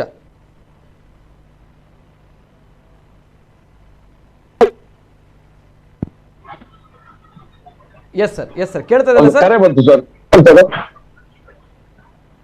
ಹಲೋ, ಓಕೆ ಕೇಳ್ತಾ ಇದೆಯಲ್ಲ ಸರ್? ಎಸ್ ಸರ್ ಕೇಳ್ತಾ ಇದೆ ಸರ್. ಹಲೋ, ಕೇಳ್ತಾ ಇದೆ ಸರ್. ಆಸಿಫ್ ಅವರು ಕೇಳ್ತಾ ಇದೆಯಾ? ಹಲೋ, ಆಸಿಫ್ ಅವರು ಕೇಳ್ತಾ ಇದೆಯಾ? ಆಸಿಫ್ ಅವರು ಕೇಳ್ತಾ ಇದೆಯಾ ಸರ್? ಆಸಿಫ್ ಅವರು ಕೇಳ್ತಾ ಇದೆಯಾ? Hello sir. ಕೇಳ್ತಾ ಇದೆ, ನನ್ ಕೇಳ್ತಾ ಇದೆ ಸರ್. ಆಸಿಫ್ ಅವರೇ ಮಾತಾಡಿ. ಓಕೆ ಎಸ್ ಸರ್, ಕೊನೆದಾಗಿ ಆಸಿಫ್ ಅವರೇ. ಅದೇ ನಾನು ಇಷ್ಟು ಹೇಳೋದು, ಇವತ್ತು ಈ ರೀತಿಯಾಗಿ ಶಕ್ತಿಯಾಗಿ ನಾವಿದ್ದೇವೆ, ಅದನ್ನ ಇಲ್ಲಿ ಬೀದಿಗೆ ತರುವಂತೆ ಮಾಡಬಾರ್ದು ಅಂತ ಹೇಳಿ ಜಿಲ್ಲಾಡಳಿತಕ್ಕೆ ನಾನು ಮತ್ತೊಮ್ಮೆ ಆಸಿಫ್ ಅವರು ಅಟ್ ದ ಸೇಮ್ ಟೈಮ್ ನಾನೊಂದು ಮಾತನ್ನ ಹೇಳ್ತೇನೆ. ಇದು ನೇರವಾಗಿ ನಾವು ಪ್ರಥಮವಾಗಿ ಮಾಡಿರುವಂತಹ ಒಂದು ಕಾರ್ಯಕ್ರಮ. ಯಾಕಂದ್ರೆ ಆಸಿಫ್ ಅವರು ಅಲ್ಲಿ ಕೆಲಸವನ್ನ ಮಾಡ್ತಾ ಇದ್ದಾರೆ, ಅಹೋರಾತ್ರಿ ಧರಣಿಯನ್ನ ಮಾಡ್ತಾರೆ ಅಂತ ಬಂದಾಗ ಅನೇಕ ಜನರು ಕೇಳಿದ್ರು ಎಷ್ಟು ದಿನ ಮಾಡಬಹುದು ಅನ್ನುವಂಥದ್ದು ಕೇಳಿದ್ರು. ಎಸ್, ತಾವು ಮಾಡಿ ತೋರಿಸ್ತಾ ಇದ್ದೀರಾ, ಅಂತಹ ಮಾತುಗಳನ್ನ ಹೇಳಿದವರಿಗೆ ತಾವು ಮಾಡಿ ತೋರಿಸ್ತಾ ಇದ್ದೀರಾ, ಪ್ರೂವ್ ಮಾಡಿ ತೋರಿಸ್ತಾ ಇದ್ದೀರಾ. ನನಗೆ ಹೆಮ್ಮೆ ಇದೆ ಈ ಒಂದು ವಿಚಾರಗಳಲ್ಲಿ. ಅದೇ ರೀತಿ ಅಹೋರಾತ್ರಿ ಧರಣಿಯನ್ನ ಮಾಡ್ತಾ ಇದ್ದೀರಾ. ಜೊತೆಗೆ ತಾವುಗಳು ಮಾಡ್ತಾ ಇರುವಂತಹ ಧರಣಿ ಏನಿದೆ ನೋಡಿ, ಈ ಪ್ರತಿಭಟನೆ ಏನಿದೆ, ಇದರಲ್ಲಿ ವಿಭಿನ್ನವಾಗಿರುವಂತಹ ರೀತಿಯಲ್ಲಿ ಅಣುಕು ಪ್ರದರ್ಶನವನ್ನ ಮಾಡಿ ಜಿಲ್ಲೆಯ ಜನತೆ ಕಣ್ತೆರೆಸುವಂತ ಕೆಲಸವನ್ನ ಮಾಡ್ತಾ ಇದ್ದೀರಾ. ದಟ್ಸ್ ವೈ ಇದೀಗ ಇವತ್ತಿನ ದಿನ 8ನೇ ದಿನ ಆಗಿರುವಂತದ್ದು. ಇನ್ನು ಮುಂದಕ್ಕೂ ಕೂಡ ಈ ಒಂದು ಸಮಸ್ಯೆ ಏನಿದೆ, ಇದಕ್ಕೆ ನ್ಯಾಯ ಸಿಗುವವರೆಗೂ ಕೂಡ ತಾವು ಹೋರಾಟ ಮಾಡ್ತೀರಾ ಅನ್ನೋ ವಿಚಾರವನ್ನ ಹೇಳಿದ್ದೀರಾ. ನಮ್ಮ ಕುಡ್ಲ ವಾಹಿನಿ ಕೂಡ ಸದಾ ತಮ್ಮ ಜೊತೆ ಇರುತ್ತೆ, ಯಾವತ್ತೂ ಕೂಡ ನ್ಯಾಯದ ಪರವಾಗಿ, ಜೊತೆಗೆ ಜನಸಾಮಾನ್ಯರ ಪರವಾಗಿ, ಜೊತೆಗೆ ಇಂತಹ ಆಸಿಫ್ ಆಪದ್ ಬಾಂಧವರು ನ್ಯಾಯದ ಪರವಾಗಿ ಯಾವಾಗ ಹೋರಾಟ ಮಾಡ್ತೀರಾ ಆವಾಗ ನಾವುಗಳು ಇದ್ದೇ ಇರ್ತೀವಿ ಸರ್. ಜೊತೆಗೆ ಹೋರಾಟ ಮಾಡಿ ಜನ ಬೆಂಬಲ ತುಂಬಾ ದೊಡ್ಡ ಮಟ್ಟದಲ್ಲಿ ಬಂದೇ ಬರುತ್ತೆ. ಅಂಡ್ ಇದು ಒಬ್ಬ ವ್ಯಕ್ತಿಯ ಶಕ್ತಿ ಯಾವ ರೀತಿ ಇದೆ, ಜೊತೆಗೆ ಆತ ಮನಸ್ಸು ಮಾಡಿದ್ರೆ ಯಾವ ರೀತಿ ಜನ ಸೇರ್ತಾರೆ, ಜೊತೆಗೆ ಈ ಒಂದು ಸಮಸ್ಯೆ ಯಾರೊಬ್ರು ಕೂಡ ಪರಿಹಾರ ಮಾಡದಂತಹ, ಯಾರೊಬ್ರು ಕೂಡ ಪಕ್ಷವು ಪರಿಹಾರ ಮಾಡದಂತಹ ಸಮಸ್ಯೆಯನ್ನ ತಾವುಗಳು ಪರಿಹಾರ ಮಾಡಿ, ಜೊತೆಗೆ ಜಿಲ್ಲೆಯ ಜನತೆ ಜನಸಾಮಾನ್ಯ ಕಷ್ಟಕ್ಕೆ ಸ್ಪಂದನೆ ಸಿಗ್ಲಿ ಅಂತ ನಮ್ಮ ಕಳಕಳಿ. ಯಾಕಂದ್ರೆ ತಾವು ಹೇಳಿದಾಗೆ ಈ ರಾಜಕಾರಣಿಗಳ ಬಗ್ಗೆ ಹೇಳ್ತಾ ಹೋದ್ರೆ ಮಾತುಗಳು ಬರಲ್ಲ. AC ಕಾರ್ನಲ್ಲಿ ಬರ್ತಾರೆ, ಅವರ ಜೀವನ ಆ ರೀತಿ ಇದೆ. ಜನಸಾಮಾನ್ಯ ಒಂದೊಂದು ರೂಪಾಯಿ ಕೂಡ ಕಷ್ಟ ಪಡ್ತಾ ಇದ್ದಾನೆ. ಆದ್ರೆ ನಮ್ಮ ಹಕ್ಕುಗಳಿಗೋಸ್ಕರ ನಾವುಗಳು ಹೋರಾಟ ಮಾಡಬೇಕು, ಆದ್ರೆ ನಾವುಗಳು ಮಾಡ್ತಾ ಇಲ್ಲ. ನಾವುಗಳು ಬೇರೊಂದು ವಿಚಾರದ ಕಡೆಗೆ ಹೋಗ್ತೀವಿ. ಈ ರೀತಿ ನಮ್ಮ ಹಕ್ಕುಗಳಿಗೋಸ್ಕರ ನಾವು ಹೋರಾಟ ಮಾಡದೆ ಇರುವಂತದ್ದು ಇದೀಗ ನಮ್ಮ ಸದ್ಯದ ಪರಿಸ್ಥಿತಿಗೆ ಕಾರಣವಾಗಿರುವಂತದ್ದು. ಹಾಗಾಗಿ ಹ್ಯಾಟ್ಸ್ ಆಫ್ ಒನ್ಸ್ ಅಗೇನ್, ಜನಸಾಮಾನ್ಯರ ಪರವಾಗಿದ್ದೀರಾ ಆಸಿಫ್ ಅವರೇ. ಅಂಡ್ ಒಳ್ಳೆದಾಗ್ಲಿ. ಎಸ್, ದೇವರಿದ್ದಾನೆ ಎಲ್ಲದಕ್ಕೂ ಕೂಡ. And thank you so much. ಯಾವತ್ತೂ ಕೂಡ ನಮ್ಮ ಕುಡ್ಲ ವಾಹಿನಿ ತಮ್ಮ ಜೊತೆ ಇರುತ್ತೆ. ತಮ್ಮ ಹೋರಾಟವನ್ನು ಮುಂದುವರಿಸಿ ಜಿಲ್ಲೆಯ ಜನತೆಯ ಜೊತೆಗೆ ಜಿಲ್ಲಾಡಳಿತದ ಗಮನ ಸೆಳೆಯುವಂತ ಕೆಲಸವನ್ನ ಮಾಡೋಣ ಇನ್ನು ಮುಂದಕ್ಕೆ. ಎಸ್, ನಾವು ಈ ಕಾರ್ಯಕ್ರಮ ಇನ್ನು ಮುಂದಕ್ಕೆ MP ಗಳು MLAಗಳು ಜೊತೆಗೆ ರಾಷ್ಟ್ರೀಯ ಹೆದ್ದಾರಿ ಪ್ರಾಧಿಕಾರ ಅವರ ಕಣ್ಣು ತೆರೆಸುವಂತಹ ಕಾರ್ಯಕ್ರಮವನ್ನು ನಾವು ಮಾಡಲೇಬೇಕು. ಜೊತೆಗೆ ಈ ಒಂದು ಸಮಸ್ಯೆ ಪರಿಹಾರ ಆಗಲೇಬೇಕು ಅಂತ ಹೇಳ್ತಾ ಧನ್ಯವಾದಗಳು ಆಸಿಫ್ ಅವರೇ. Yes, thank you so much. Yes ವೀಕ್ಷಕರೇ, ಇದು ನಮ್ಮ ಕಣ್ಣ ಮುಂದೆ ತುಂಬಾ ದೊಡ್ಡ ಮಟ್ಟದಲ್ಲಿ ಅಕ್ರಮ ಆಗ್ತಾ ಇದೆ, ಅನಧಿಕೃತ ಆಗ್ತಾ ಇದೆ ಅಂತ ಬಂದಾಗ ನಮ್ಗಳಿಗೆ ಗೊತ್ತಿದೆ, ಆದ್ರೂ ಕೂಡ ಬುದ್ಧಿವಂತರ ಜಿಲ್ಲೆ ನಾವುಗಳು ಏನು ಮಾಡ್ತಾ ಇಲ್ಲ, ಏನು ಮಾಡೋಕ್ಕಾಗ್ತಾ ಇಲ್ಲ ಅನ್ನೋಂಥದ್ದು ವಿಪರ್ಯಾಸದ ಸಂಗತಿ, ದುರಂತದ ಸಂಗತಿ. ಸ್ವಲ್ಪ ಯೋಚನೆ ಮಾಡ್ಕೊಳ್ಳಿ. ತಮ್ಮ ಹಕ್ಕುಗಳಿಗೋಸ್ಕರ, ನಮ್ಮ ಹಕ್ಕುಗಳಿಗೋಸ್ಕರ ನಾವು ಹೋರಾಟ ಮಾಡೋಣ. ಆವಾಗ ಮಾತ್ರ ಬುದ್ಧಿವಂತರು ಅನ್ನುವಂಥ ವಿಚಾರ ನಿಜವಾಗಲೂ ಕೂಡ ಸತ್ಯ ಆಗುತ್ತೆ. ಆ್ಯಂಡ್ ಇದು ರಾಷ್ಟ್ರೀಯ ಹೆದ್ದಾರಿ 66 NITK ಸುರತ್ಕಲ್ ಟೋಲ್ ಗೇಟ್. ನಮಗೆಲ್ಲರಿಗೂ ಕೂಡ ಗೊತ್ತಿದೆ ಇದು ಅನಧಿಕೃತ ಅಕ್ರಮ ಅನ್ನೋದು. ಆದರೆ ಯಾರೊಬ್ಬರು ಕೂಡ ಧ್ವನಿ ಎತ್ತಾ ಇರುವಂಥ ಆಸಿಫ್ ಆಪದ್ ಬಾಂಧವರು ಆ ಭಾಗದಲ್ಲಿದ್ದಾರೆ. ದಯಮಾಡಿ ಅವರ ಜೊತೆ ಸೇರೋಣ, ಜೊತೆಗೆ ಈ ಒಂದು ಹೋರಾಟಕ್ಕೆ ಬಲ ಸಿಗಲಿ, ಜೊತೆಗೆ ಆ ಒಂದು ಅನಧಿಕೃತವಾಗಿರುವಂತಹ ಅಕ್ರಮ ಅನ್ನೋಂಥ ಹೆಸರೇ ಅಕ್ರಮ, ಆ ಅಕ್ರಮ ಅನ್ನೋ ಹೆಸರೇ ನಮ್ಮ ಕರಾವಳಿ ಭಾಗದಲ್ಲಿ ಇರಬಾರ್ದು ಅನ್ನೋಂಥ ನಮ್ಮ ಒಂದು ಕಳಕಳಿ. ಹಾಗಾಗಿ ರದ್ದುಪಡಿಸುವಂತಹ ಒಂದು ಪ್ರಾಮಾಣಿಕವಾದಂಥ ಕೆಲಸ ಆಗಲಿ ಅಂತ ಹೇಳ್ತಾ ಧನ್ಯವಾದಗಳು ಎಲ್ರಿಗೂ. ಇದು ಇವತ್ತಿನ ವಿಶೇಷ. ನಿರಂತರ ಸುದ್ದಿ ಹಾಗೂ ಮನೋರಂಜನೆಗಾಗಿ ನೋಡ್ತಾ ಇರಿ ನಮ್ಮ ಕುಳ್ಳ ನ್ಯೂಸ್ 24/7. ಎಲ್ಲೇ ಮೀರಿದಂತಹ ಮುಸಲ್ಮಾನರನ್ನು